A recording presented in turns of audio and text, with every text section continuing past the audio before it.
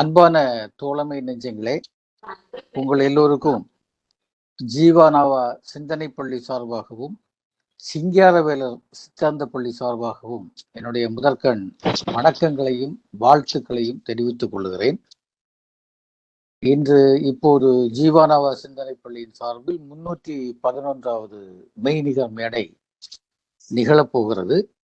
அதை போன்று சிங்காரவேலர் சித்தாந்த பள்ளியின் சார்பிலான தத்துவ உரையாடல் 60வது உரையாடலாக இது அமையப் போகிறது.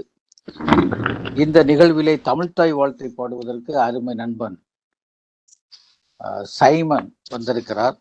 அதே போல நம்முடைய இசைப்பாடலை தருவதற்கு ஆதிராமன், இந்திய மக்கள் நாடக மன்றத்தின் புதுச்சேரி மாநில தலைவரும் நம்முடைய கலை இலக்கிய பெருமன்ற வளாகத்தில் எப்போதும் பாடி திரிகிற பாட்டுக்குயிலான அவர் பாட இருக்கிறார். அதே போல இன்றைய நிகழ்ச்சிக்கு நம்முடைய தோழர் பாப்பா ரமணி அவர்கள், கோவை மாவட்ட செயலாளர், தமிழ்நாடு கலை இலக்கிய பெருமன்றத்தினுடைய மாநில பொருளாளர், மார்க்சிய சிந்தனையாளர், அவர் தலைமை தாங்கவிருக்கிறார்.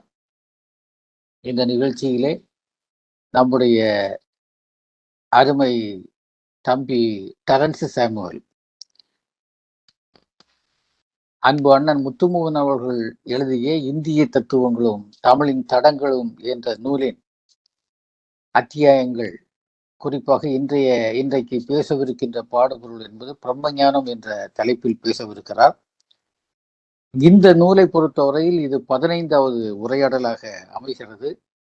இந்த நிகழ்ச்சி நாம் தொடர்ச்சியாக நடத்தி வருகின்ற போது நமக்குள்ளேயே நிறைய சிந்தனையில் தெளிவுகளும் சிந்தனையில் புதிய வெளிச்சங்களையும் உருவாக்கி கொண்டிருக்கிறோம் என்று சொல்லலாம். அந்த வகையில் இந்த நிகழ்ச்சியில நாம் பங்கெடுக்கக்கூடியவர்கள் எல்லோருமே தொடர்ச்சியாக பங்கெடுத்து வருகிறோம். இது தத்துவ உரையாடல் என்று சொல்லுவதால் கொஞ்சம் நமக்கு எப்போதுமே இதனுடைய எண்ணிக்கை குறைவாகத்தான் இருக்கும். அது தவிர்க்க முடியாத ஒன்று. என்றாலும் கூட நாம் தொடர்ச்சியாக இந்த தத்துவ சிந்தனைகளை முன்னெடுத்து செல்லுகிற போது இந்த நூல் என்பது தமிழ்நாட்டில் நம்முடைய மார்க்சிய வட்டாரத்தில் இந்திய தத்துவம் பற்றி இத்தனை காத்திரமான ஒரு விசாரணை அல்லது விவாதம் வேறு எங்கும் இல்லை என்று நினைக்கிறேன். அந்த வகையில இன்றைக்கு இந்த நிகழ்ச்சியிலே நமக்கு உரையாற்றவிருக்கக்கூடிய தம்பி டெரன்ஸ் சாமுவேல், இன்றைக்கு இது 60வது தத்துவ உரையாடல் என்று சொன்னால், இந்த உரையாடல்களில் ஏறத்தாழ ஒரு 45க்கு மேற்பட்ட உரையாடல்களை செய்து தந்திருப்பது நம்முடைய தம்பி டெரன்ஸ் சாமுவேல் என்பதை இந்த இடத்தில் பதிவு செய்ய விரும்புகிறேன். ஏற்கனவே மார்க்ஸ் அம்பேத்கர் தொடரும் உரையாடல் என்பதில் 30 உரையாடல்களை நமக்கு நடத்தி தந்த அவர் இந்த நூலிலும் 15 உரையாடல்களை இப்போது நடத்தி 45 உரையாடல்களை நமக்காக நடத்தி தந்திருக்கிறார். அதே போல நமக்கு பாட்டு பாடுகின்ற நம்முடைய தோழர் ஆதிராமன் அவர்களும் நம்முடைய நிகழ்ச்சிகளில் தொடர்ச்சியாக பங்கெடுத்து ஜீவானாவா சிந்தனை பள்ளிக்கும் சிங்காரவேலர் சித்தாந்த பள்ளிக்கும் ஆக்கமும் ஊக்கமும் தரக்கூடிய ஒரு தன்மையை நாம் பார்த்து வருகிறோம். அதே போல நம்முடைய தோழர் பாப்பா ரமணி அவர்களும் நம்முடைய ஜீவானாவா சிந்தனை பள்ளியில் ஒரு அங்கமாக இருந்து கொண்டு தொடர்ச்சியாக பங்களிப்புகளை செய்து வருகிறார்கள். இன்றைக்கு இந்த நிகழ்வுக்கு தலைமை தாங்கி நமக்கு சிறப்பு செய்யவிருக்கிறார்கள். அந்த வகையில இந்த நிகழ்ச்சிகளில் கலந்து கொள்ளக்கூடிய தோழர்கள் தம்பி ஜார்ஜ் ஆகட்டும், அல்லது தோழர் சுப்பிரமணியம், அல்லது தம்பி சாகுல் சலீம், அதே போல சைமன், அதே போல நம்முடைய ராஜபாளையம் தோழர் தங்க சிவசுப்பிரமணியன் ஆகியோர் தொடர்ச்சியாக இந்த நிகழ்ச்சிகளுக்கு தத்துவ உரையாடலுக்கு வந்து கலந்து சிறப்பிப்பது மிகச்சிறப்பான ஒன்று என்று சொல்லி இன்றைய நிகழ்ச்சியை தலைமை தாங்கி நடத்தி தரும்படி நம்முடைய மதிப்புக்குரிய தோழர் மார்க்சிய சிந்தனையாளர் தோழர் பாப்பா ரமணி அவர்களை மிக்க அன்போடு வேண்டி கேட்டுக்கொள்கிறேன். நன்றி தோழர் கங்கா அவர்களே. இன்றைக்கு நம்முடைய அருமை தோழர் பேராசிரியர் டெரன்ஸ் அவர்கள் இந்த தத்துவ உரையாடலில் அவர் 45 உரைகள் இங்கே வழங்கியிருக்கிறார் அப்படிங்கிறது ஒரு மிகச்சிறந்த ஒரு பங்களிப்பு. அதிலையும் குறிப்பாக நம்ம அருமை தோழர் முனைவர் முத்துமோகனுடைய அவருடைய நூல்கள் மார்க்ஸ் அம்பேத்கர் தொடர் உரையாடல், அதை தொடர்ந்து இன்றைக்கு இந்திய தத்துவங்களும் தமிழின் தடங்களும் என்கின்ற நூல், இவற்றை குறித்து நாம் ஆழமாக அதை படித்து ஒரு தெளிவை பெறக்கூடிய அளவிற்கு, ஒரு தூண்டுதலை ஏற்படுத்தக்கூடிய அளவிற்கு அவருடைய உரைகள் இன்னைக்கு நமக்கு ஒரு மிகச்சிறந்த ஒரு சிறப்பாக அமைந்திருக்கின்றன. அந்த அளவிலே டெரன்ஸ் அவர்கள் இந்த நூலினுடைய சில பகுதிகளை நமக்கு ஏற்கனவே தொடங்கி வைத்து அதனுடைய 15வது நிகழ்வாக இன்றைக்கு பிரம்ம ஞானம் என்கின்ற தலைப்பிலே அவர்கள் பேச இருக்கிறார். இந்த நேரத்தில் அவர் எத்தகைய முறையில் விஷயங்களை நமக்கு அழகாக பல உதாரணங்களுடன் எடுத்து சொல்கிறார் என்கின்ற ஒரு விஷயத்தை உங்களுக்கெல்லாம் நான் சொல்ல வேண்டிய அவசியம் இல்லை. அண்மையிலே கடந்த திணை இதழிலே அவருடைய கட்டுரை ஒன்றை பார்த்தேன். அது ஏறக்குறைய இந்திய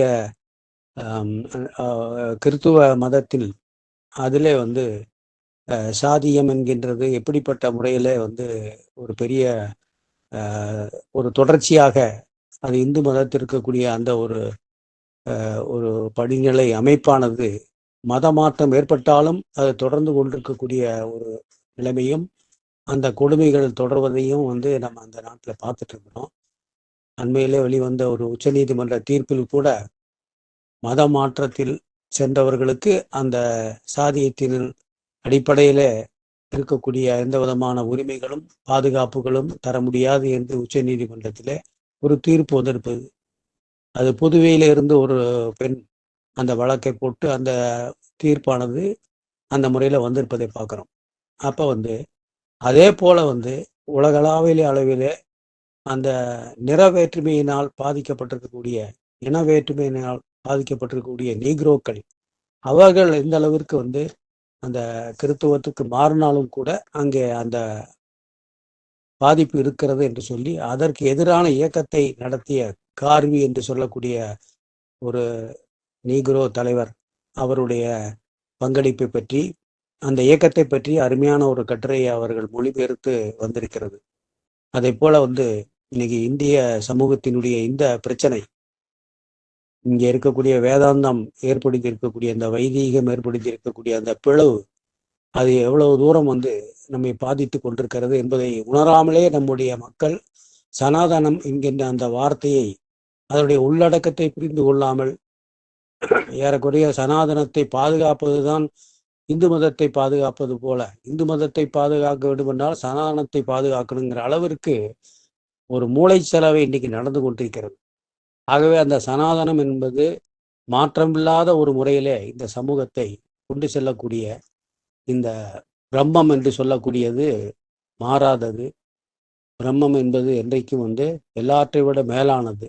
மற்றவைகள்லாம் மோசமானவை, தீமையானவை, மாயையானவை, தீண்டத்தகாதவை என்று சொல்லி ஒரு வேறுபாட்டை தொடர்ந்து கொண்டிருக்கக்கூடிய ஒரு ஆபத்தை இந்த வேதாந்தமானது நம்மிலே கொண்டு வந்திருக்கிறது. அதனை மேலும் அது நிலைப்படுத்தக்கூடிய அளவிற்கு இன்றைக்கு ஆட்சியாளர்களும் சென்று கொண்டிருக்கிறார்கள். இந்த ஒரு அடிப்படையான விஷயத்தை விளக்கக்கூடிய அற்புதமான அந்த நூல் முத்துமோகனுடைய நூல். அதனுடைய முக்கியமான ஒரு பகுதியாக இருக்கக்கூடிய பிரம்ம ஞானத்தை நம்முடைய பேராசிரியர் டெரன்ஸ் அவர்கள் தனக்கே உரிய முறையிலே அவர்கள் நமக்கு விளக்க வருகின்றார்கள். அவருடைய அந்த சிறப்பான உரையை அவர்கள் தொடங்குமாறு நம்முடைய இந்த அமைப்பின் சார்பிலே, இந்த உரை அரங்கத்தின் சார்பிலே கேட்டுக்கொண்டு நிறைவு செய்கிறேன். நன்றி தோழர். தோழர், தமிழ்தாய் வாழ்த்து, இசைப்பாடல் ரெண்டும். அதற்கு முன்பாக நம்முடைய அருமை தோழர் சைமன் அவர்கள் தமிழ்தாய் வாழ்த்து பாடுவார்கள். 311வது மெய்நிகர் மேடையிலும் முகநூலிலும் இணைந்திருக்கும் அனைத்து தோழர்களுக்கும், சிறப்புரையாற்ற இருக்கும் பேராசிரியர் டெரன்ஸுக்கும், தலைமை தாங்கி ஏற்று நடத்தும் தோழர் பாப்பா ரமணி அவர்களுக்கும், ஏனைய தோழர்களுக்கும் எனது பணிவான வணக்கங்கள். தமிழ்தாய் வாழ்த்து பாடும்போது எல்லோரும் எழுந்து நின்று மரியாதை செலுத்தும்படி அன்போடு கேட்டுக்கொள்கிறேன். நீராறும் கடலுடுத்த நிலமடந்தை கெளிலொழுகும் சீராறும் பதனமெனும் திகழ்வரத கண்டமிதில் தெக்கணமும் அதில் சிறந்த திராவிடனல் திருநாடும் தக்க சிறு பிறை நுதலும் தரித்தனரும் திலகமுமே அத்திலக வாசனை போல் அனைத்துலகும் இன்பமுற எத்திசையும் புகழ் மணக்க இருந்த பெரும் தமிழனங்கே தமிழனங்கே உன் சீரிழமை சிரம் வியந்து செயல் மறந்து வாழ்த்துதுமே வாழ்த்துதுமே வாழ்த்துதுமே. நன்றி தோழர். நன்றி தோழர் சைமன் அவர்களே. அடுத்தபடியாக நம்முடைய இசைப்பாடலை பாடுவதற்கு பெருமைக்குரிய நம்முடைய தோழர் புதுவை தோழர் ஆதிராமன் அவர்களை தன்னுடைய இசைப்பாடலை தருமாறு அன்புடன் கேட்கொள்கிறேன். அன்பான தோழர்களே, இனிய வணக்கங்கள். இன்றைய நிகழ்வில் கலந்து தலைமை தாங்கி நடத்தி கொண்டிருக்கும் அன்பு தோழர் ரமணி அவர்களுக்கும் எழுதி கொடுக்கப்பட்ட பாடல் ஜெயமூர்த்தி அவர்கள் பாடி அந்த நாட்டிய அரங்கேற்றமும் மிக சிறப்பாக ஒரு 2-3 ஆண்டுகளுக்கு முன்னால் நடப்பட்டது. அந்த பாடலை முன்னால் பாட்டி சொன்ன வைத்தியம் பாரம்பரிய அனுபவம், பாட்டி சொன்ன வைத்தியம் பாரம்பரிய அனுபவம், நாட்டு மருந்து தேடி உண்டா நோயை விரட்டும் நிச்சயம், நோயை விரட்டும் நிச்சயம். யமனும் வந்தா எட்ட நின்று வாழ்த்திட்டு போவான், யமனும் வந்தா எட்ட நின்று வாழ்த்திட்டு போவான். அந்த சிவனும் பித்தம் தீர சித்த வைத்தியம் பார்ப்பான். பாட்டி சொன்ன வைத்தியம் பாரம்பரிய அனுபவம், நாட்டு மருந்து தேடி உண்டா நோயை விரட்டும் நிச்சயம், நோயை விரட்டும் நிச்சயம். ஆளும் வேலும் தேய்ச்சாக்கா உறுதிப்படும் பல்லு, ஆளும் வேலும் தேய்ச்சாக்கா உறுதிப்படும் பல்லு. இழைச்ச வசம்ப நாக்கள வச்சா தெளிவுபடும் சொல்லு, ஆளும் வேலும் தேய்ச்சாக்கா உறுதிப்படும் பல்லு. இழைச்ச வசம்ப நாக்கள வச்சா தெளிவுபடும் சொல்லு. வவுத்து வலிக்கு சுக்கடா உணவு செரிக்க இஞ்சடா, வவுத்து வலிக்கு சுக்கடா உணவு செரிக்க இஞ்சடா. 10 மிளகு இருந்தா போதும் முறிஞ்சி போகும் நஞ்சடா, முறிஞ்சி போகும் நஞ்சடா. பாட்டி சொன்ன வைத்தியம் பாரம்பரிய அனுபவம், நாட்டு மருந்து தேடி உண்ட அரைச்சி குடிச்சா இழைச்சி போகும். கூடா எலும்பை கூட்டி வைக்கும் எலும்பொட்டி பாட்டி சொன்ன வைத்தியம் பாரம்பரிய அனுபவம், நாட்டு மருந்து தேடி உண்டா நோயை விரட்டும் நிச்சயம், நோயை விரட்டும் நிச்சயம். ஈழை இருமல் குணமாக துளசி இலை போதுமே, ஈழை இருமல் குணமாக துளசி இலை போதுமே. ஆளை கொள்ளும் சர்க்கரையை அவரம்பூ போக்குமே, ஆளை கொள்ளும் சர்க்கரையை அவரம்பூ போக்குமே. இஞ்சி பூண்டு தேனும் உண்டா இதய நோயும் அண்டாது, இஞ்சி பூண்டு தேனும் உண்டா இதய நோயும் அண்டாது. தும்பை செடியின் சாறு விட்டா தேளு விஷமும் ஏறாது, தேளு விஷமும் ஏறாது. பாட்டி சொன்ன வைத்தியம் பாரம்பரிய அனுபவம், நாட்டு மருந்து தேடி உண்டாம் நோயை விரட்டும் நிச்சயம், நோயை விரட்டும் நிச்சயம். சித்தத்தை தெளிய வைக்கும் எலுமிச்சம்பழ சாறு, சித்தத்தை தெளிய வைக்கும் எலும்புச்சம்பழ சாறு ரத்தத்தை சுத்தமாக்கும். அகத்திக்கீரை பாரு ரத்தத்தை சுத்தமாக்கும். அகத்திக்கீரை பாரு சிறியானங்கை வீட்டில் வச்சா விஷம் கொண்ட பாம்பும் வாராது. சிறியானங்கை வீட்டில வச்சா விஷம் கொண்ட பாம்பும் வாராது. செரித்த பிறகே உணவு உண்டா எந்த நோயும் அண்டாது. செரித்த பிறகே உணவு உண்டா எந்த நோயும் அண்டாது. பாட்டி சொன்ன வைத்தியம் பாரம்பரிய அனுபவம். நாட்டு மருந்து தேடி உண்டா நோயை விரட்டும் நிச்சயம். நோயை விரட்டும் நிச்சயம். யமனும் வந்தா எட்ட நின்று வாழ்த்திட்டு பித்தம் தீர சித்த வைத்தியம் பாப்பா. பாட்டி சொன்ன வைத்தியம் பாரம்பரிய அனுபவம். பாட்டி சொன்ன வைத்தியம் பாரம்பரிய அனுபவம். நன்றி நன்றி தோழர்களே. மிக்க நன்றி தோழர் ஆதிராமன். ஒரு பாட்டுடன் ரொம்ப பயனுள்ள ஒரு கருத்துக்கள். நான் பாட்டி வைத்தியம் என்கின்ற முறையில் நம்ம இது ஒரு பெரிய பாடலாக இருக்குன்னு நினைக்கிறேன். இன்னும் எல்லா மருந்துகளையும் சேர்த்து பாடல் இருக்குன்னு நினைக்கிறேன். எல்லாத்தையும் நீங்கள் பதிவு பண்ணுங்க, அந்த இதெல்லாம் தெரிஞ்சுக்கலாம். ஏன்னா புத்தகங்கள் இருந்தாலும் அந்த பாட்டு மூலம் தெரிஞ்சுக்கும் போது ரொம்ப சுவையாகவும் இருக்கும், அதே நேரத்தில் பயனுள்ளதாகவும் இருக்கும். நன்றி தோழர். அடுத்தபடியாக நான் ஏற்கனவே குறிப்பிட்டேன், டெரன்ஸ் அவர்கள் மிக அற்புதமான முறையில் முனைவர் முத்துமோகனுடைய அந்த நூலினுடைய பகுதிகளை விளக்கி கொண்டிருக்கிறார். அந்த முறையில் இன்னைக்கு பிரம்மஞானம் என்கின்ற தலைப்பிலே தன்னுடைய உரையை அவர்கள் தொடர வேண்டும் என்று அனைவர் சார்பிலும் கேட்டுக்கொள்கிறேன். வாங்க பேராசிரியர். நன்றி தோழர். தோழர்கள் அனைவருக்கும் இனிய காலை வணக்கம். இடையில கொஞ்சம் சில சில விஷயங்களால தொடர்ந்து அதை நம்ம பண்ண முடியல, போன மாதம் குறிப்பாக. இந்த இந்த உரையில போன அந்த உரையாடல்லையே நம்ம இந்த பிரம்ம ஞானம் குறித்த சில அடிப்படையான விஷயங்களை நம்ம கொஞ்சம் பேசணும்.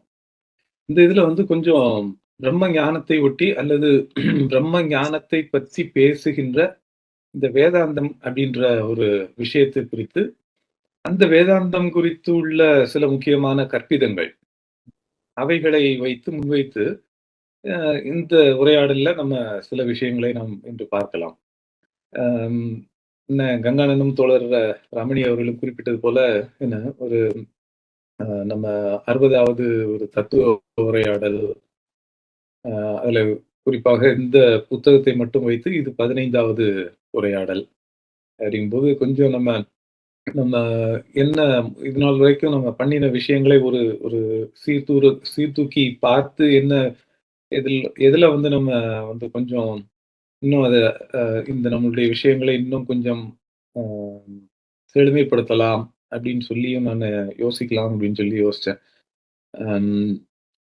இது மக்கள் எப்படி இது சேருகிறது, இந்த தத்துவ உரையாடல் என்பது என்ன மக்களை சென்றடைகிறதா அல்லது வேற எதுவும் ஃபார்மேட் நம்ம பார்க்கணுமா அப்படின்ற மாதிரி சில விஷயங்கள்லாம் யோசிச்சுட்டு இருந்தேன். தொடர்ந்து நம்ம பேசலாம்.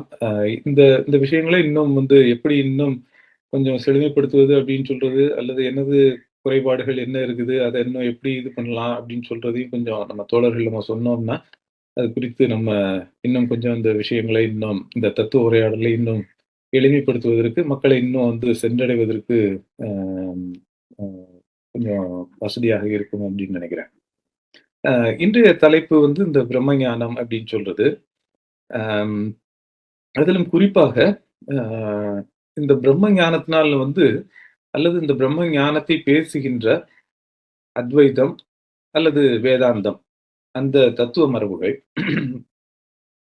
இந்த மரபுகளுக்கு இடையில் பிரம்ம ஞானத்தை பேசுவதனால நம்மளுக்கு இந்த உலகியல் அறம் என்பது சாத்தியப்படுகிறதா, ஒரு சமூக அறம் என்பது சாத்தியப்படுகிறதா, அல்லது இந்த பிரம்ம ஞானத்தை பேசுவதனால நீதி நியாயம் அப்படின்னு சொல்ற விஷயங்கள்லாம் நம்மளுக்கு உண்மையாகவே படுமா அல்லது படுகிறதா அல்லது பட்டதா அப்படின்ற மாதிரியான சில கேள்விகள் எழும்புகின்றன. அதே போல அடுத்த இன்னொரு முக்கியமான ஒரு கற்பிதம் வந்து பிரம்ம ஞானத்தை குறித்து பேசும் பொழுது, அத்வைதத்தை குறித்து குறிப்பாக பேசும் பொழுது, அத்வைதம் வந்து ஒரு ஒருமைவாதத்தை பேசுகிறது. அனைத்தும் பிரம்மன், எல்லாருமே பிரம்மம், அனைத்தும் பிரம்மமாக முடியும், அனைவருமே பிரம்மமாக முடியும் என்பது போன்ற சில கற்பிதங்களை எல்லாம் வந்து இந்த பிரம்ம ஞானம் குறித்து, அத்வைதம் குறித்து, வேதாந்தம் குறித்து எல்லாரும் பேசிட்டு இருக்காங்க. அது உண்மையாவே இந்த ஒருமைவாதத்தை தான் பேசுதா? அல்லது அந்த எல்லா ஆன்மாக்கள் அனைத்தும் வந்து ஆ இந்த உலகை விட்டு நீங்குவதனால வந்து தன்னைத்தானே பிரம்மனாக உணர்வதால் ஒரு விடுதலையை அடைய முடியும் அப்படின்னு சொல்லி அந்த அத்வைத தத்துவம் பேசுகிறது. உண்மையிலேயே வந்து எல்லாருக்கும் பயனுள்ளதான ஒரு விஷயமா? எல்லாரும் பிரம்மனாக முடியுமா? அப்படின்னு சொல்றது மாதிரியான சில முக்கியமான விஷயங்கள் எல்லாம் இதுல பேச வேண்டியிருக்கிறது. குறிப்பா ஒரு சின்ன கேள்வியோட நான் எப்பவும் குறிப்பாக நானு மாணவர்கள்ட்ட பேசும்பொழுது, இந்த கேள்வியை நான் வைக்கிறது உண்டு. என்ன, அது அத்வைதத்தினுடைய முக்கியமான ஒரு புள்ளி என்பது, நானே பிரம்மம், அகம் பிரம்மாஸ்மி அப்படின்னு சொல்ற ஒரு அந்த மகா வாக்கியத்தை முன்வைத்து இந்த அத்வைதத்தை வந்து அத வந்து விரிவுபடுத்துவார் சங்கராச்சாரியார். இப்ப இது வந்து உண்மையாவே நான் பிரம்மம் அப்படின்னு சொல்லி நான் வந்து நினைக்க முடியுமா? அப்படின்னு சொல்ற ஒரு முக்கியமான ஒரு கேள்வியை நாம் எழுப்ப வேண்டியிருக்கிறது. அல்லது யார் வந்து தன்னை வந்து பிரம்மனாக கருதிக்கொள்ள வாய்ப்பு இந்த சமூகத்தில் உண்டு? ஒரு சின்ன ஒரு உதாரணமா நம்ம எடுத்துக்கிறோம் அப்படின்னு சொன்னா, அ நம்ம நம்ம வீட்டுக்கு வேலைக்கு வர்றவங்க, நம்மனா நம்ம இது இல்ல. நம்ம குறிப்பாக இந்த மக்கள்ட்ட நம்ம ஒரு ஒரு கேள்விய கேட்கிறோம் அப்படின்னு சொன்னா, அந்த அத்வைதம் பேசுறவங்கட்டயே ஒரு கேள்விய கேட்கிறோம் அப்படின்னு சொன்னா, எப்ப அவங்க வீட்டுக்கு ஒரு வேலைக்கார அம்மா வர்றாங்க, வேலை செய்றதுக்காக. அவங்க வந்து உன்ட்ட வந்து, நான் வந்து எனது ஆன்மா வந்து நானே ஆன்மா, இந்த ஆன்மா வந்து நானே பிரம்மம் அப்படின்னு சொல்றதை நான் உணர்ந்து விட்டேன். நானே பிரம்மன் அப்படின்னு சொல்லி அவங்க வந்து அந்த வீட்டு முதலாளிட்ட வந்து சொல்றாங்க அப்படின்னா, உண்மையாவே அந்த வீட்டு முதலாளி ஏத்துக்குவாரா? அப்படின்னு சொல்ற ஒரு கேள்வி. ஒரு சாதாரண ஒரு கேள்வி தான் இது. அந்த வீட்டு முதலாளி ஒரு வீட்ல வேலை செய்றவர்ட்ட ஒரு அம்மாட்ட வந்து, நான் வந்து அம்மா வந்து நாங்க வந்து நானு பிரம்மம், அகம் பிரம்மாஸ்மி, நான் என்னை உணர்ந்து விட்டேன் அப்படின்னு சொன்னா ஒத்துக்குவாங்களா? அல்லது ஒரு உடல் உழைப்பு தொழிலாளி வந்து என்ன நம்மட்ட வந்து அ அ நான் வந்து எனது ஆன்மா என்பது இல்லை. இது வந்து இந்த உலகம் என்பது மாயை என்று புரிந்து கொண்டு, நானே பிரம்மம் என்று நானு புரிந்துட்டேன் அப்படின்னு சொன்னா, அந்த உலகம் நம்பிடுமா? அவர பிரம்மனாக ஒத்துக்கொள்ளுமா? அப்ப யாருக்கு வந்து இந்த பிரம்மம் நானே பிரம்மன் என்று சொல்லுகிற தகுதி யாருக்கு இருக்கிறது? இந்த சாதியாக பிரிந்து கிடக்கின்ற, என்ன சாதிய அடிப்படையில் கிடக்கின்ற இந்த சமூகத்தில் யார் தன்னை பிரம்மனாக சொல்ல முடியும்? அப்படின்னு சொல்ற ஒரு மிக முக்கியமான ஒரு கேள்வி இருக்கிறது. இது ஒரு ஒரு ஒரு பார்ப்பன சமூகத்தைச் சேர்ந்தவரோ, அல்லது ஒரு உயர்குடி சமூகத்தைச் சேர்ந்த ஒரு மனிதரோ, அ நான் பிரம்மன், நான் வந்து என்னை உணர்ந்து விட்டேன் அப்படின்னு சொல்ற விஷயங்கள சொல்லுவோமானால், அதை வந்து இந்த சமூகம் வந்து ஆறத் தழுவி ஏற்றுக்கொள்ளுமாக இருக்கும். ஆனால் இதே ஒரு விஷயத்த ஒரு ஒடுக்கப்பட்ட ஒரு சமூகத்தை ம சமூக பிரிவுகளை சார்ந்த, ஏதாவது ஒரு வகையில் ஏதாவது ஒரு ஒடுக்கப்பட்ட பிரிவை சார்ந்த மக்கள். ஒரு பெண்ணாக இருக்கட்டும், அல்லது ஒரு அ என்ன ஒரு தலித்தாக இருக்கட்டும். அ இப்படி ஒடுக்கப்பட்ட சமூகங்களை சார்ந்த மக்கள் வந்து நான் பிரம்மம் என்பதை உணர்ந்து விட்டேன் அப்படின்னு சொன்னா, அந்த சமூகம் எப்படி அவர்களை பார்க்கும்? அது உண்மையாவே நானு சில நேரங்கள்ல மாணவர்கள்ட்ட கேள்வி கேட்கும்போது அவங்க சொல்ற ஒரு விஷயம், அது உண்மையாவே இப்படி நான் சொன்னேன் அப்படின்னு சொன்னா, எங்க அம்மா வந்து "என்ன ஆச்சு உனக்கு மகளே? அ நல்லா இருக்கியா? வேற எதுவும் பிரச்சனையா உனக்கு?" அப்படின்றத தான் கேட்பாங்க அப்படின்னு சொல்ற மாரி தான் மாணவர்கள்ட்ட இருந்து எனக்கு கிடைக்கிற பதில் கிடைக்கும், எப்பவுமே. அப்ப வந்து ஒரு அத்வைதம் பேசுகிற அல்லது வேதாந்தம் பேசுற அந்த சங்கராச்சாரியார் நானே பிரம்மம் அப்படின்னு சொல்றத வந்து அவர் அழுத்தி பேசும் பொழுது, இது வந்து இந்த எல்லாருக்குமான பிரம்மமா இது? அப்படின்னு சொல்ற ஒரு மிகப்பெரிய ஒரு கேள்வி இருக்கிறது.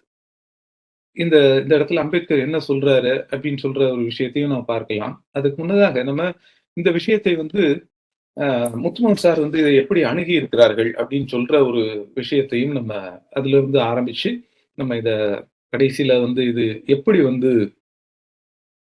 ஒரு இது இது ஒரு ஏறக்குறைய ஒரு சாதி கோட்பாடு என்ன அப்படின்னு சொல்றது வரைக்கும் நம்ம இத எடுத்துட்டு போய் பேச முடியும். அம் இது குறிப்பாக இந்த புத்தகத்தை தவிர, அம் முத்துமன் சாருடைய குறிப்பான இன்னொரு புத்தகம், இந்த ஆங்கிலத்தில வெளிவந்த ஒரு புத்தகம். Post modernism and Indian philosophy அப்படின்னு சொல்ற இன்னொரு புத்தகம். அதிலேயும் இந்த பிரம்மத்தை குறித்த ஒரு ஒரு போஸ்ட் மாடர்ன் டூல்ஸ வச்சு, இந்த பிரம்மம் அப்படின்னு சொல்றது என்ன அப்படின்னு சொல்றத ஒரு கட்டுடைப்பு வந்து ஒரு ஒரு அற்புதமான ஒரு கட்டுடைப்பை அந்த ஆங்கில அந்த குறும்புத்தகத்துல முத்துமன் சார் அதையும் பேசியிருக்காங்க. ச ஆக இது இது பிரம்மம் அப்படின்னு சொல்றதோ, பிரம்ம ஞானம் அப்படின்னு சொல்றதோ, இது எப்படி சாத்தியப்படும்?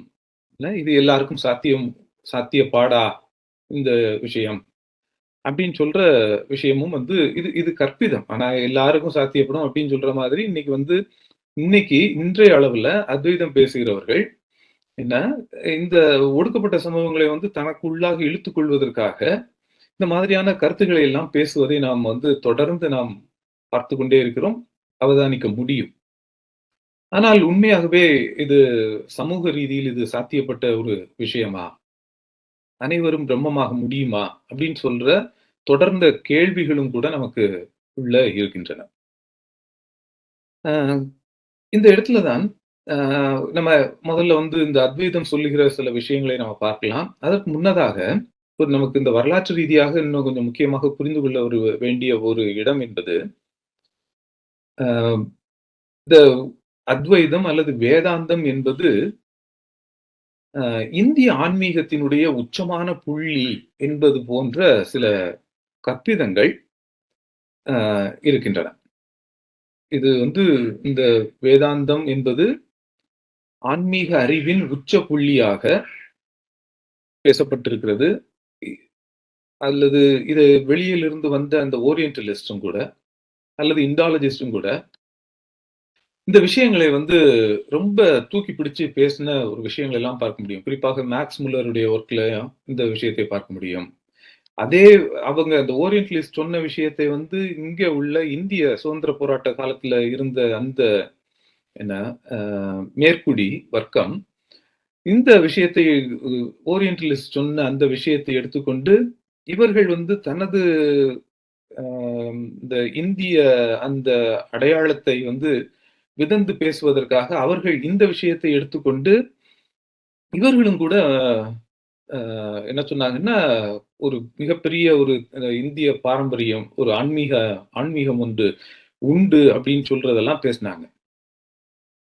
நம்ம குறிப்பாக விடுதலை போராட்ட காலகட்டத்தில் எடுத்துக்கிறோம் அப்படின்னு சொன்னா, ராஜாராம் மோகன் ராய் அவர் என்ன இந்த மேற்கத்தியர்கள் அவர்களுடைய கிறிஸ்தவத்தில் இருப்பதாக சொன்ன அந்த எத்திக்கல் மோனோதியிசம், இதுதான் ஒரு உயர்ந்த ஒரு ஒரு மதத்தினுடைய ஒரு உயர்ந்த கோட்பாடாக இருக்க முடியும் அப்படின்னு சொல்லி மேற்கத்தியர்கள் சொன்னபோது, இங்க உள்ளவங்க அதற்கு எதிர்வினை ஆற்றுவதற்காக எங்கள் வேதாந்தத்திலும் கூட இந்த ஒரு மோனோதியிஸ்ட் பிலீஃப் அல்லது ஓரிரை கோட்பாடு என்று ஒன்று உண்டு அப்படின்னு சொல்லி அவர்களும் சொன்னார்கள். ஆனால் அவர்கள் சொன்னது என்னன்னா, இந்த எத்திக்கல் மோனோதியிசம் இருக்குதா அப்படின்னு சொல்லி அவங்க சொல்லல. ஆனா அந்த மோனோதியிஸ்ட் பிலீஃப் என்பது, ஓரிரை கோட்பாடு என்பது எங்களுக்கும் உண்டு அப்படின்னு சொல்லிட்டு இந்த பிரம்ம சமாஜை சார்ந்த அந்த மக்கள் சொன்னதை நம்ம பார்க்க முடியும். என்ன வேதாந்தத்தை அவர்கள் தூக்கி பிடித்த விஷயங்கள்லாம் உண்டு. அதே போல விவேகானந்தருக்கு வரும்பொழுது அந்த வேதாந்தம் என்பதையே அவர் பிராக்டிக்கல் வேதாந்தா அப்படின்னு சொல்லிட்டு ஒரு புதிய ஒரு அர்த்தத்தை அந்த வேதாந்தத்திற்கு கொடுப்பதை நாம் பார்க்க முடியும்.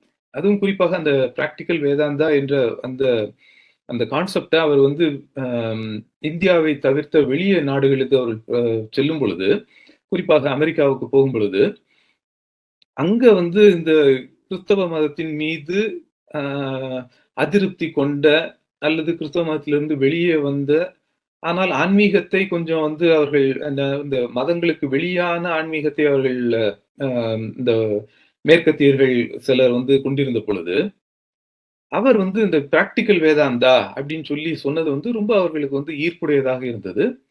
இந்த விஷயத்தை வந்து அவர் வெளியே தான் ரொம்ப அதிகமாக பேசியிருக்கிறார். இங்க வரும்பொழுது பிராக்டிகல் வேதாந்தா அப்படின்னு சொல்லி வரும்பொழுது, இங்க வந்து விவேகானந்தரும் கூட சில குறிப்பாக இந்த இந்த ஃபெமைன் சிச்சுவேஷன்ஸ்ல அவருடைய சீடர்கள் வந்து இல்ல நம்மளுக்கு உதவி செய்யலாம் அப்படின்னு சொல்லி நம்ம மக்களுக்கு உதவி செய்யணும், தொண்டு பண்ணணும்.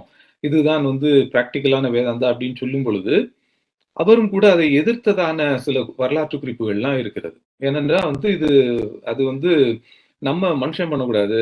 என்ன அது கடவுள் தான் பண்ணணும். அப்படின்னு சொல்லி என்ற ஒரு இத கொடுத்து, ஒரு இன்டர்பிரேஷன் கொடுத்து, அதற்கான எதிர்ப்புகளை எல்லாம் தெரிவித்ததாக வரலாற்று குறிப்புகள்லாம் இருக்கின்றன. ஆக இந்த வேதாந்தத்தை வந்து நெறைய விதங்களில் இந்திய இந்திய விடுதலை போராட்ட காலங்கள்ல வந்து நம்ம பார்க்க முடியும். அதிகமான விதவிதமான அர்த்தப்பாடுகள் இந்த வேதாந்தத்திற்கு கொடுக்கப்பட்டது. மறுபுறம் வந்து இந்திய ஆன்மீகத்தினுடைய உச்ச புள்ளி என்பதான ஒரு அடையாளமாக வேதாந்தம் என்பது நிரூபிக்கப்பட்டது. இந்த மாதிரியான விஷயங்கள்லாம் நிறைய நடந்தன. அப்ப நம்மளுக்கு வர்ற ஒரு முக்கியமான கேள்வி, முத்துமோகன் சார் வைக்கிற இன்னொரு முக்கியமான ஒரு கேள்வி என்பது என்ன அப்படின்னு சொன்னா, நம்ம ஒரு ஆன்மீகத்தினுடைய உச்ச புள்ளியை அடைந்து விட்டோம் அப்படின்னு சொல்லி நினைக்கிறோம் அப்படின்னா, ஏன் வந்து இந்த சமூகத்துல வந்து இத்தனை என்ன கரப்ஷன்ஸ் இவ்வளவு இருக்குது? ஒரு ஒடுக்கப்படுதல் என்பது, சாதியால் ஒடுக்கப்படுதல் என்பது இருக்கிறது. என்ன அதே மாதிரி அடக்குமுறைக்கு உட்படுத்தப்படுதல் என்பது இருக்கிறது, சுரண்டல் என்பது இருக்கிறது. இதெல்லாம் அப்படின்னா ஒளிஞ்சிருக்கணுமே. இது ஒரு பிராக்டிகலாக நம்மளுக்கு வர்ற ஒரு விஷயம். நம்மளுக்கு ஒரு இயல்பாக எழும்புகிற ஒரு கேள்விதான் இத முத்துமோகன் சார் இத முன்வைக்கிறாங்க. நீ வந்து ஆன்மீகத்தினுடைய உச்ச புள்ளியை இந்தியா வந்து ஏற்கனவே 6ஆம் நூற்றாண்டு காலகட்டத்திலேயே வந்து அடைஞ்சிட்டோம் அப்படி 6ல இருந்து இந்த மத்திய காலகட்டங்களிலேயே நம்ம அடைஞ்சிட்டோம் அப்படின்னு சொன்னா, இந்திய சமூகம் ஏன் வந்து இன்னமும் இவ்வளவு சமூக பிரச்சனைகளோடு இன்னும் தத்தளித்துக் கொண்டிருக்கிறது? அப்ப இதுல என்ன பிரச்சனை அப்ப அப்படின்னு சொல்லும் பொழுது, அதுல வைக்கிற முக்கியமான ஒரு கேள்வி என்னன்னா, முத்துமோகன் சார் வைக்கிற முக்கியமான ஒரு கேள்வி என்னன்னா, இந்த வைதீகம் பேசுகிற இந்த ஆன்மீகத்தில் அறவியல் என்ற ஒன்று இருக்கிறதா? அப்ப அந்த அறவியல் என்பதுவே இல்லை அப்படின்னு சொன்னா, இந்த சமூகத்துல வந்து எப்படி வந்து என்ன ஒரு ஆன்மீகத்தின் உச்ச புள்ளியை நாம் அடைந்து விட்டோம் என்று நாம் எவ்வாறு நம்ம பேச முடியும்?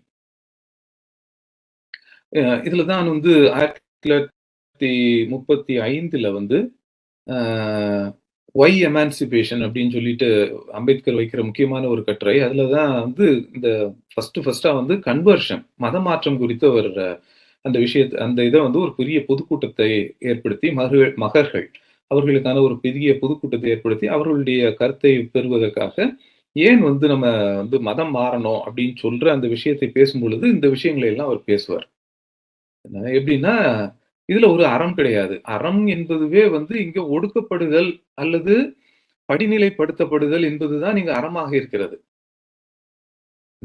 அப்ப படிநிலைப்படுத்தப்பட்ட ஒரு ஒரு ஒரு ஒரு மதத்துக்குள்ளாக நம்ம வந்து விடுதலையை பெற முடியுமா என்றால் அது முடியாது. அதுக்கான வாய்ப்பு இல்லை அப்படின்னு சொல்லிட்டு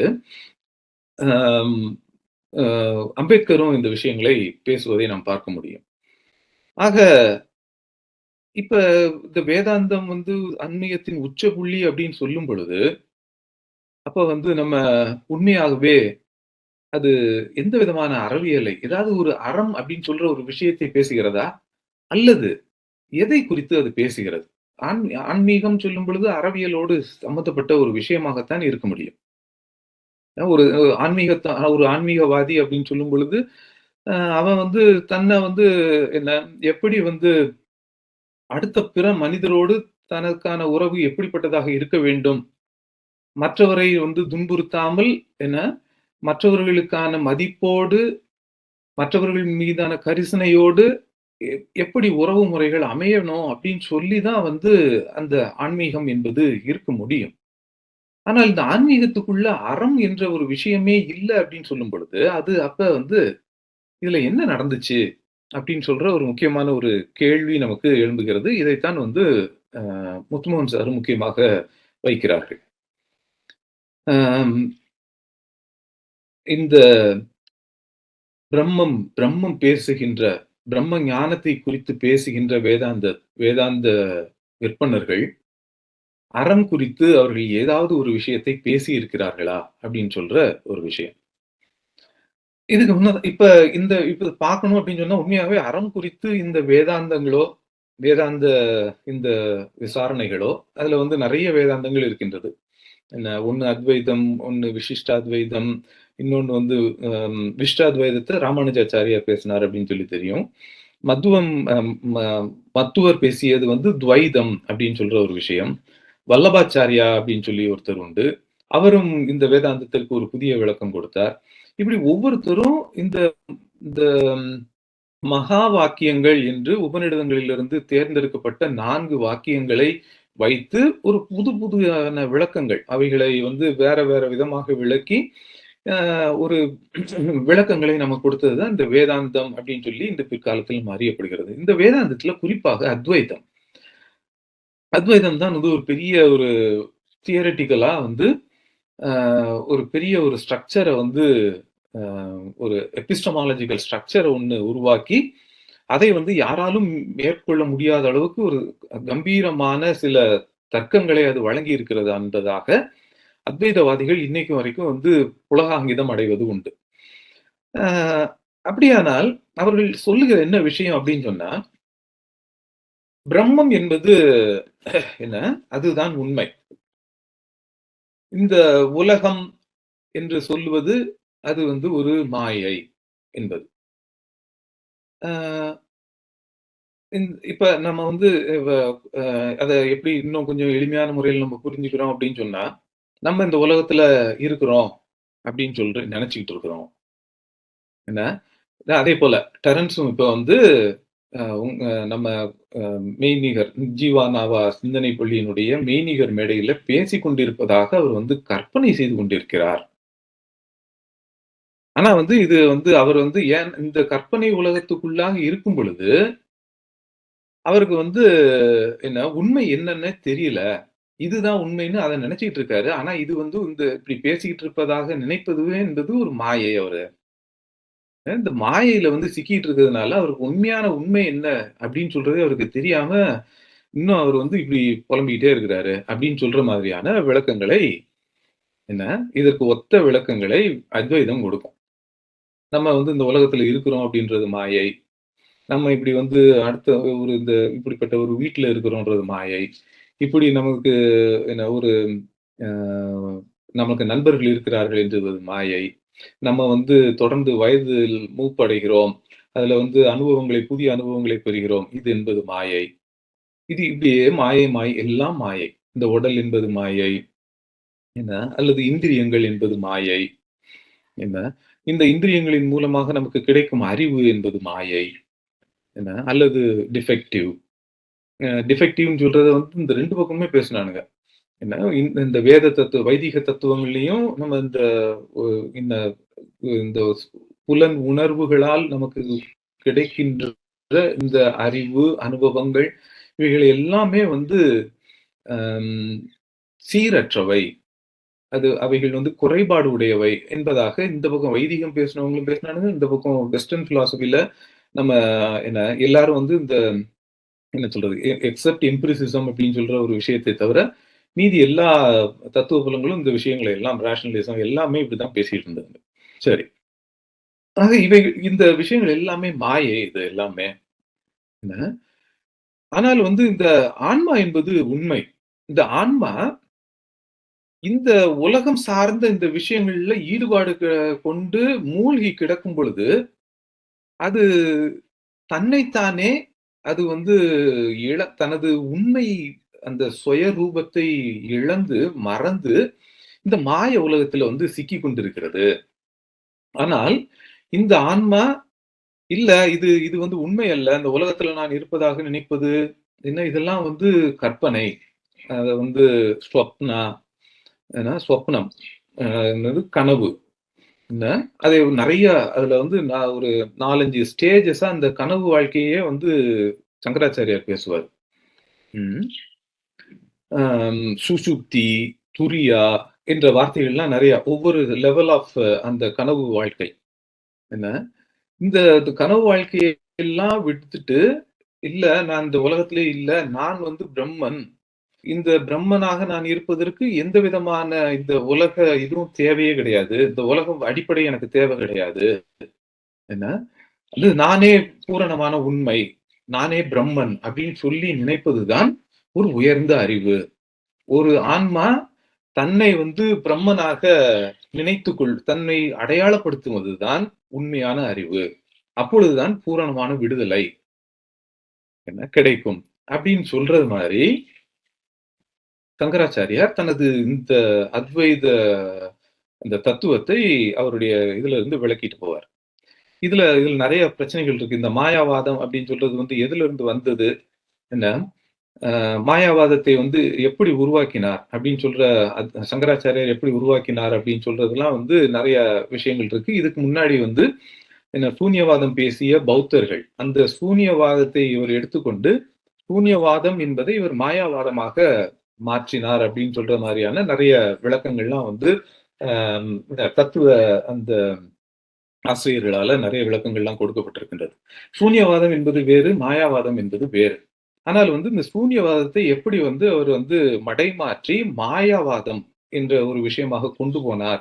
அதன் மூலமாக இந்த இந்த வர்ண முறையை, வர்ண சாதி அமைப்பை நிலைநிறுத்துவதற்காக இந்த சூன்யவாதத்தை எவ்வாறு மாயாவாதம் என்பதாக மாற்றி இந்த சாதி அமைப்பை எவ்வாறு இங்கு சங்கராச்சாரியார் மீண்டும் பௌத்த வீழ்ச்சிக்கு பிறகு மீண்டும் நிறுவுகிறார், தத்துவமாக எப்படி நிறுவுகிறார் என்பதுதான் ஒரு முக்கியமான விஷயம். சூன்யவாதம் என்ன பேசும் அப்படின்னு சொன்னா எல்லாமே நிரந்தரமற்றது, ஒவ்வொன்றும் மாறிட்டே இருக்கும். அப்படின் பொழுது அதுக்கு வந்து எல்லாருமே வந்து என்ன அவர்களுக்கு கொடுக்கிற விளக்கம் என்ன அப்படின்னு சொன்னா, ஒவ்வொருத்தையும் மாத்திக்கிட்டே இருக்கும் பொழுது, ஒவ்வொரு இதுலயும் வந்து மாற்றங்களே வந்து நிலையானவை அப்படின்னு சொல்லும் பொழுது, நீ எதை வந்து ஒரு ஐடென்டிட்டியாக, ஒரு அடையாளமாக எதை வந்து நீ சொல்ல முடியும் அப்படின்னு சொல்ற கேள்விதான் பௌத்தர்கள்ட்ட இருந்தது. என்ன இது அந்த சௌத்ராந்திக் மார்க்சிசம் அப்படின்னு சொல்லி ஒரு விஷயமாக சரத் பாட்டீல் என்பவர் வந்து இதை வந்து ஒரு பௌத்தத்தையும் மார்க்சியத்தையும் இணைத்து ஒரு புதிய ஒரு திறப்பை வந்து அவர் சரத் பாட்டீல் என்பவர் கொண்டு போவார்.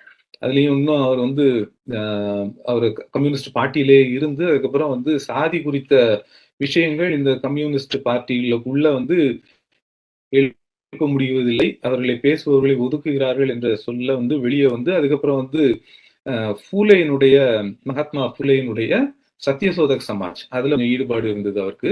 அதன் பின்னதாக அவர் வந்து சத்யசோதக் மார்க்சிசம் அப்படின்னு சொல்லிட்டு ஒரு புதிய ஒரு மார்க்சிய அணுகுமுறையை அவர் வந்து ஏற்படுத்தி கொடுத்தார் மகாராஷ்டிரா சூழல்ல. அதுக்கப்புறம் வந்து அவர் அடுத்த அவர் பேசிய இன்னொரு முக்கியமான ஒரு மார்க்சியம் சௌத்ராந்திக் மார்க்சியம் அப்படின்னு சொல்றது, மார்க்சிசம் அப்படின்னு சொல்றது. அது என்னன்னா பௌத்தத்தினுடைய டயலக்டிக்ஸை எடுத்துட்டு மார்க்சிய டயலக்டிக்ஸோட பொருத்தி அதை வந்து இந்திய சூழல்ல வந்து மார்க்சியத்தை வந்து சௌத்ராந்திக் மார்க்சிசமாக நம்ம புரிந்து கொள்ளணும் அப்படின்னு சொல்ற மாதிரியான சில விளக்கங்கள் சரத் பாட்டீல் அவர்களால் கொடுக்கப்பட்டது. இதுல என்ன அப்படின்னு சொன்னா, இவ்வாறு இவர்கள் வந்து இந்த அத்வைதம் என்பது தனது அந்த பௌத்த வீழ்ச்சிக்கு பிறகு மீண்டும் வர்ண சாதி அமைப்பை நிலைநிறுத்துவதற்காக இந்த ஆன்மா என்பது வந்து தன்னைத்தானே பிரம்மமாக உணர்ந்து இந்த உலகத்தை வந்து எல்லாவற்றையும் மாயை அப்படின்னு சொல்லி அந்த உலகம் மாயை என்று ஒரு நினைப்பு. இந்த உலகம் மாயை அப்படின்னு சொல்றது வந்து நம்ம என்ன ரொம்ப இயல்பாக இன்றைய அந்த சினிமா தள பாடல்கள்ல இருந்து என்ன இந்த வாழ்வே மாயம் அப்படின்னு சொல்றதுலாம் ரொம்ப ஃபேமஸ் ஆச்சு. அத அத பாடிக்கிட்டு வந்து இந்த உலகத்தை வந்து நான் வெறுக்கிறது, ஏன்னா உலகம் வந்து ஒண்ணும் இல்ல அப்படின்னு சொல்றது மாரியான ஒரு நெகட்டிவான ஒரு அப்ரோச்சுக்கு போறது. ஏன்னா இதுக்கு எல்லாமே வந்து ரொம்ப பாப்புலரான ஒரு விஷயமாக இது மாறிடுச்சு. என்ன அ வாழ்வு என்பதே ஒரு மாயை, இந்த உலகம் என்பதே மாயை. என்ன இது மாதிரியான விஷயங்கள் ரொம்ப பாப்புலராக இந்த சமூகத்துல வந்து உலவ ஆரம்பித்தது. என்ன அ ஆனா இதுல பிரச்சனை நம்மளுக்கு என்ன அப்படின்னு சொன்னா, இந்த பிரம்மன் தான் உண்மை, இந்த உலகம் என்பது மாயை, இந்த உடல் என்பது மாயை, அல்லது நம்ம மனம் மனம் சிந்திக்கிறது அப்படின்னு சொல்றது ஒரு மாயை, நமது இந்திரியங்கள் என்பது மாயை. அ நம்ம இந்த மாதிரியான இதெல்லாம் கற்பிதங்களோடு நம்ம திரிகிறோம். கனவுகளோடு நம்ம திரிகிறோம் அப்படின்னு சொல்லிட்டு, இவ்வளவு ஒரு பெரிய ரிகரஸான ஒரு பெரிய புத்தகத்தையே வந்து சங்கராச்சாரியார் எழுதுவாரு.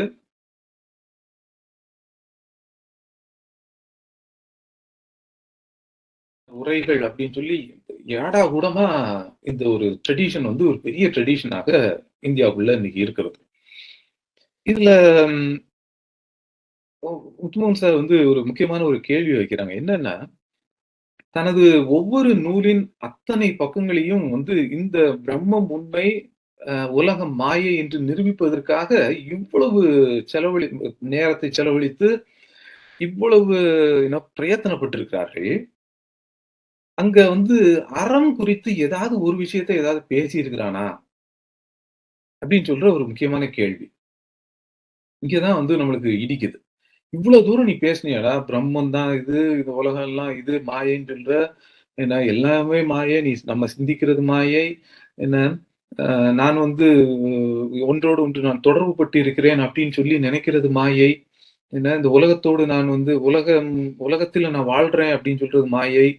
என்ன ஏன்னா ஆன்மாவோ, பிரம்மமோ எந்த விதமான தொடர்புகளும், அடிப்படைகளும் இன்றி தன்னைத்தானே சுயமாக அது வந்து இருக்கக்கூடிய ஒன்று. அப்படின்னு சொல்லி எல்லாம் ஒரு நெறைய இது இது இது எந்த அளவுக்கு இது நம்மளுக்கு வந்து ஒரு பகுத்தறிவு ரீதியாக நம்மளால இதுல ஒத்துக்க முடியும் அப்படின்றது இல்ல. ஆனா இந்த அளவுக்கு கற்பனைகள வந்து அவர்கள் பேசினார்கள். அதைத்தான் வந்து உண்மை அப்படின்னு சொல்லியும் சொன்னாங்க. இவ்வளவு தூரம் இவன் உட்கார்ந்து புஸ்தகமா எழுதியிருக்கிறானே, இந்த புஸ்தகத்துக்குள்ள ஏதாவது சமூக அறம் குறித்து அல்லது நம்ம உலகத்துல மற்ற மக்களோடு, மற்ற உயிரினங்களோடு, அ இயற்கையோடு நம்ம வந்து எப்படி இணைந்து வாழ வேண்டும், இயைந்து வாழ வேண்டும் என்பது குறித்து எதையாவது ஒண்ணு பேசியிருக்கிறானா அப்படின்னு சொன்னா, இதுல எதுவுமே இல்ல. என்ன? அம் இதுதான் ஒரு பிரச்சனையான ஒரு விஷயமாக இருக்கிறது. இப்ப அத்வைதத்துக்குள்ள நம்ம வந்து இவங்க மற்ற அந்த அத்வைதவாதிகள், வேதாந்திகள் பேசுகிறது என்னன்னா, இது பெரிய ஒரு என்ன ஆன்மீகத்தினுடைய உச்சப்புள்ளி அப்படின்னு சொல்லி சொல்லும் பொழுது, இது எந்த விதமான ஆன்மீகத்தை அப்ப பேசுகிறது? ஒரு உலகமே மாயை அப்படின்னு சொல்லி ஒரு தத்துவம் சொல்லுறது அப்படின்னு சொன்னா, அப்ப உலகியல் பிரச்சனைகள் குறித்து அல்லது உலகியல் பிரச்சனைகளுக்கான அறம் குறித்து அந்த தத்துவம் ஏதாவது பேச முடியுமா? அல்லது அந்த தத்துவம் இந்த உலகியல் சார்ந்து ஏன்னா உலகத்தையே மாயைன்னு சொன்ன பிறகு, இந்த உலகியல் பிரச்சனைகளை குறித்து பேசுவதற்கான என்ன ஏதாவது வாய்ப்பு உண்டா? அந்த அந்த தத்துவங்களுக்கு. என்ன? அப்படின்னு சொல்ற முக்கியமான கேள்விகள் நமக்கு எழும்புகின்றன. இந்த பிரம்மம் பிரம்மத்தை தவிர்த்தது எல்லாம் மாயை அப்படின்னு சொல்லும் பொழுது, இந்த ரியாலிட்டி அப்படின்னு சொல்றதையே, எதார்த்தத்தையே வந்து 2 விதமா சங்கரர் பிரித்து பேசுவான். என்னன்னா, ஒண்ணு வந்து பரமார்த்திகம் அப்படின்னு சொல்றது. இன்னொன்னு வந்து வியவகாரிகம் அப்படின்னு சொல்றது. பரமார்த்திகம் அப்படின்னு சொல்றது என்னன்னா, என்ன பிரம்ம உண்மையை, பிரம்ம ஞானத்தை அறிந்து கொண்ட அந்த என்ன அ நிலைப்பாடு அப்படின்றது வந்து பரமார்த்திகம். இந்த விவகாரிகம் அப்படின்னு சொல்றது என்ன? உலகியல் சார்ந்த விஷயங்களை எல்லாமே வந்து பேசுவது, அல்லது உலகியல் சார்ந்த விஷயங்களை வந்து என்ன, அ அவைகளை வந்து உண்மை என்று நினைப்பது, இது எல்லாமே விவகாரிகம் அப்படின்னு சொல்ற ஒரு வார்த்தையினால வந்து சங்கரன் பேசுறது உண்டு. சரி. இப்ப இப்ப சரி. இப்ப இதுக்கான தொடர்பு என்ன? விவகாரிகா அப்படின்னு சொல்லி உலகியல் விஷயங்களை பேசுவதும், அல்லது பிரம்மம் குறித்து அந்த விஷயங்களை பேசுகின்ற அந்த பரமார்த்திகத்துக்கும் ஏதாவது தொடர்பு இருக்குதா அப்படின்னு சொன்னா, தொடர்பு என்பது துண்டிக்கப்பட்ட ஒரு தொடர்பு. அது ஏன் துண்டிக்கப்பட்ட தொடர்பு அப்படின்னு சொன்னா, இந்த உலகம் அப்படின்னு சொல்றதே மாயை என்று சொல்லும் பொழுது, இந்த உலகத்தில் இருந்து என்ன விடுபடுவதுதான் பிரம்ம ஞானம் அப்படின்னு சொல்லும் பொழுது, இந்த ரெண்டுமே வெவ்வேறானவை, ஒன்று தொடர்பு அற்றவை. அவைக்கு இந்த பிரம்ம விவகாரிகா என்று சொல்லுகிற அந்த தளத்திற்கும், இந்த பரமார்த்திகம் என்று சொல்லுகிற அந்த தளத்திற்கும் எந்த தொடர்பும் கிடையாது.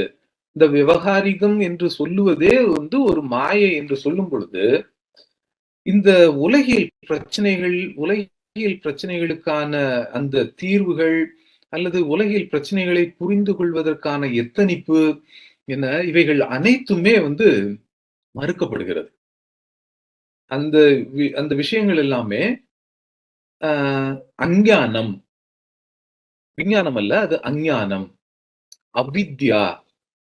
இந்த உலகம் குறித்து நம்ம பேசுகிற எல்லா விஷயங்களுமே அவித்யா, அறிவற்றவை. சரிங்களா? இந்த இந்த மாதிரிதான் இந்த அத்வைதம் என்பது இந்த விஷயத்தை விளக்கி இருக்கிறது. அறிவு, ஞானம், உண்மை, அதே போல புனிதம், இவை எல்லாமே இந்த இந்த விவகாரிகா லெவல விட்டுட்டு வெளியே இருக்கிற அந்த பரமார்த்திகம் அப்படின்னு சொல்ற அந்த தளத்துக்கு தான் சொந்தமானது. இந்த விவகாரிகம் அப்படின்னு சொல்ற இந்த உலகியல் தளத்துக்குள்ள இந்த உண்மை, ஞானம், அறிவு, புனிதம் இது எதுவுமே சாத்தியப்படாது. என்ன, இவைகள் இந்த இந்த இந்த விஷயங்கள் எதுவுமே இந்த உலகத்துல சாத்தியப்படாது அப்படின்னு சொல்லும் பொழுது என்ன, அப்ப இந்த உலகத்திலேயே உண்மை கிடையாது. அந்த உலகத்தின் மூலமாக நம்ம ஞானம் பெற முடியாது, அறிவு பெற முடியாது, இந்த உலகத்தின் மூலமாக புனிதம் அடைய முடியாது என்பது போன்ற இந்த கற்பிதங்களை இந்த பிரம்ம ஞானம் என்பது மிக ஆழமாக இந்த ஒரு தத்துவார்த்த ரீதியாக இதை செய்திருக்கிறது அப்படின்னு சொல்றது. இதுல என்ன பிரச்சனை அப்படின்னு சொன்னா, இது என்ன உலகம் மாயை, உலகத்துக்குள்ள ஒரு மாயையான ஒரு விஷயங்கள் இருக்குது. இந்த இந்த ஒரு இன்னொரு இடத்துல முத்துமன் சார் பேசும்பொழுது சொல்லுவாங்க, இந்த மாற்றம் என்பதை குறித்தே ஒரு ஒரு பயம். மாறாததுதான் உண்மை, மாறுகின்ற எல்லாமே பொய் அப்படின்னு சொல்ற இடத்துக்கு இவங்க நகர்வதற்கான சில முக்கியமான காரணங்கள். ஏன் எல்லாரும் இவன் மாற்றத்தை குறித்து ஏன் பயப்பட்டான்? வேதாந்தம் பேசுகிறவர்கள் மாற்றத்தை ஏன் மாயை என்று வெறுக்க ஆரம்பிக்கிறார்கள்? இதுக்கு நிறைய சமூக பின்புல காரணங்கள் தான் உண்டு. இதுல எந்த மனிதனுக்கும் தெரியும் மாற்றம் என்பது தொடர்ந்து நிகழ்ந்து கொண்டே இருப்பது அப்படின்னு சொல்றது. மாற்றத்தை ஏன் அவர்கள் அங்கீகரிக்க மறுக்கிறார்கள்? மாற்றத்தை அங்கீகரிக்க மறுக்கும் பொழுது சமூகவியல் ரீதியாக இதை நாம் பார்க்கிறோம் அப்படின்னு சொன்னா, நான் இன்று எனக்காக வைத்திருக்கிற இந்த சமூக அந்தஸ்தை நான் இழக்க வேண்டியது இருக்கும், மாற்றத்தை நான் ஒத்துக்கொள்வேன். ஆனால் மாற்றத்தையே நான் ஒத்துக்கொள்ளாத பொழுது இந்த சமூக அந்தஸ்து, நான் வைத்திருக்கிற இன்று கொண்டிருக்கிற இந்த சமூக அந்தஸ்து மாறாத சமூக அந்தஸ்து, இறையால் கொடுக்கப்பட்ட சமூக அந்தஸ்து, எனது கர்ம வினை முன்வினை கர்ம பயன்களால் ஏற்பட்ட இந்த சமூக அந்தஸ்து என்பதாக நம்ம தொடர்ந்து இந்த விஷயத்தை இப்படியே பேசி இந்த பார்ப்பனிய அந்த படிநிலை அமைப்பை மிக இறுக்கமாக வைத்துக் கொள்வதற்கு இந்த மாற்றத்தை வெறுப்பது என்பது இவர்களுக்கு முக்கியமான ஒரு தத்துவ போக்கு. ஒரு மாற்றத்தை வெறுக்கிற புத்தர் மாற்றமே உண்மைன்னு சொல்லும் பொழுது இவனுங்க மாற்றம் என்ன, மாற்றமே இல்ல, மாற்றம் மாறுவது அனைத்தும் பொய், மாயை அப்படின்னு சொல்லி எல்லாத்தையும் வெறுக்கிறதுக்கான முக்கியமான சமூக அடிப்படை காரணம் இதுதான். புத்தர்கிட்ட மாற்றம் தான் உண்மை அப்படின்னு சொல்லும் பொழுது இப்ப என்ன அதனுடைய புரிதல் என்ன அப்படின்னு சொன்னா, நீ ஒரு இந்த உலகத்துல ஒரு சூத்திர சாதியில் இருந்த ஒரு பெற்றோருக்கு நீ பிறந்திருந்தாலும் என்ன, நீ படிப்பதன் மூலமாக நீ ஒரு ஒரு பிராமணராகவோ அல்லது உனது அறிவு உனது அந்த உடல் திறத்தால் சத்திரியனாகவோ மாற முடியும் அப்படின்றது மாற்றத்தை ஒத்துக்கொண்டவர்களுக்கு இது சாத்தியம். மாற்றத்தை ஒத்துக்கொள்ளாதவர்கள், நீ பிறந்தது எதுல பிறந்தியோ அதுதான் என்ன உண்மை. இது இந்த உலகத்துல உனக்கு மாற்றம் சாத்தியம் இல்ல. நீ செத்து போய் இந்த கர்மங்களை எல்லாம் நீ வினை எல்லாம் ஒழுங்கா பண்ணி உன்னுடைய வினைப்பயன் எல்லாம் சரி செய்யப்பட்டிருந்துச்சுன்னா, அடுத்த பிறவியில நீ வேற மாதிரி பிறந்துக்கலாம். ஆனா இந்த பிறவியில உனக்கு மாற்றம் கிடையாது. இந்த இந்த இந்த விஷயங்களை எல்லாமே தத்துவார்த்த ரீதியாக நிலைநிறுத்துவதற்காக மாற்றத்தை வேதாந்தங்கள் அல்லது வைதிக தத்துவங்கள் அனைத்துமே மாற்றத்தையே வெறுத்தன. அதற்கான அடிப்படையான சமூக காரணம் என்பது என்ன? இது என்ன சொல்றது? எப்படிப்பட்ட ஒரு மாற்றமற்ற ஒரு சமூகத்தை ஏற்கனவே கட்டமைக்கப்பட்ட ஒரு பார்ப்பனிய அந்த படிநிலை அமைப்பு கொண்ட அந்த சமூகத்தை தொடர்ந்து நிலைநிறுத்துவது எப்படி என்பதற்காக தத்துவார்த்த ரீதியாக கொடுக்கப்பட்ட விளக்கங்கள் தான் இந்த மாற்றத்தை குறித்த ஒரு ஒரு என்ன சொல்றது அசூயான ஒரு உணர்வு, வெறுப்பு, மாற்றமே இல்லை என்று சொன்னது. ஒருவேளை நம்ம ஒரு சின்ன ஒரு ஒரு இப்படி ஒரு கேள்வி கேட்டு பார்ப்போமே. இந்த மாற்றமே உண்மை மாற்றங்கள் எல்லாமே மாயைன்னு சொன்ன அந்த சங்கராச்சாரியார் அவர்கிட்டயே நீங்க ஒரு ஒரு மனசை திறந்து சொல்லு, நீ மாறலையா சின்ன வயசுல இருந்து, எப்படி எல்லாம் மாறி இருக்க அப்படின்னு சொல்லி நம்ம கேட்கிறோம். ஆனா அவன் உண்மையாவே ஒரு நல்ல மனுஷனா இருந்தான்னா கொஞ்சம் ஒத்துட்டு இருப்பான் கட்டாயம். இல்ல மாறுதுதான். அப்புறம் ஏன்டா நீ பண்ண இப்படி மாற்றம் எல்லாம் பொய்ன்னு சொல்லி ஏன்டா சொன்ன? அப்ப நீ அப்ப பொய்யா? நான் பிரம்மன். இது மாதிரியாக இந்த மாதிரியான இந்த வார்த்தை விளையாட்டுக்கள் இந்த என்ன சொல்றது, இந்த தத்துவ புரட்டுகள் இதன் மூலமாகத்தான் இந்த விஷயங்களை எல்லாம் இந்த மனிதர்கள் இந்த சாதிய அமைப்பை திடப்படுத்துவதற்கான செய்த விஷயங்கள் என்பதை நம்ம புரிய முடியும். நம்ம மார்க்சியர்களுக்கு ரொம்ப நம்மளுக்கு தெரிகிறது என்ன, ரொம்ப இயல்பாக புரிவது என்ன அப்படின்னு சொன்னா, நம்மளுக்கு தெரியும் சமூக அறிவியல் ரீதியாக நம்மளுக்கு புரிகிற விஷயம், இந்த சமூகம் என்பது மனிதர்களால் உருவாக்கப்பட்டது. தொடர்ந்து இந்த முரண்கள் நம்மளுடைய வர்க்க முரண்கள் என்பதுதான் இந்த வரலாற்றை உருவாக்குகின்றன. அந்த வரலாறு என்பது தொடர்ந்து மாற்றம் பெற்று வருகிறது. மோட் ஆஃப் ப்ரொடக்ஷன் மாறும் பொழுது சமூக அடிப்படையிலும் மாறுதல்கள் நிகழ்கின்றன, சமூக பொருளாதார அடிப்படையில் மாறுதல்கள் நிகழ்கின்றன அப்படின்னு சொல்றது, உறவுகள்ல மாற்றங்கள் நிகழ்கின்றன. இதெல்லாம் நம்ம ரொம்ப அறிவியல் பூர்வமாக நம்ம உணர்ந்த உண்மைகள். ஆனால் இதையெல்லாம் மறுக்கும் விதமாக இவன் ஏன் மாற்றத்தை, உலகத்தை, உடலை மனம் சிந்திக்கின்றதை அல்லது நமது புலன் உணர்வுகளை அல்லது இந்திரியங்களை உடல் செயல்பாடுகளை இவர்கள் எல்லாவற்றையும் ஏன் வெறுத்தான், ஏன் அவைகளை எல்லாம் மாயை என்று சொன்னான் என்று சொல்லுவதற்கான அடிப்படையான காரணங்களை நாம யோசிக்க வேண்டியிருக்கிறது. சரி, அதே போல அடுத்து என்ன அப்படின்னு சொன்னா, இதுல இன்னொரு முக்கியமான ஒரு விஷயம், அத்வைதம் குறித்து நம்ம பேசும்பொழுது கிடைக்கின்ற இன்னொரு முக்கியமான ஒரு விஷயம் என்ன அப்படின்னு சொன்னா, இந்த இப்ப 20ஆம் நூற்றாண்டுல குறிப்பாக அத்வைதம் எல்லாருமே இந்த பிரம்மத்தை உணர முடியும் அப்படின்னு சொல்றது மாதிரியான சில விஷயங்கள்லாம் இன்னைக்கு உள்ள இந்த அத்வைதவாதிகள், வேதாந்திகளால நம்ம பேசப்படுகிற விஷயங்கள்.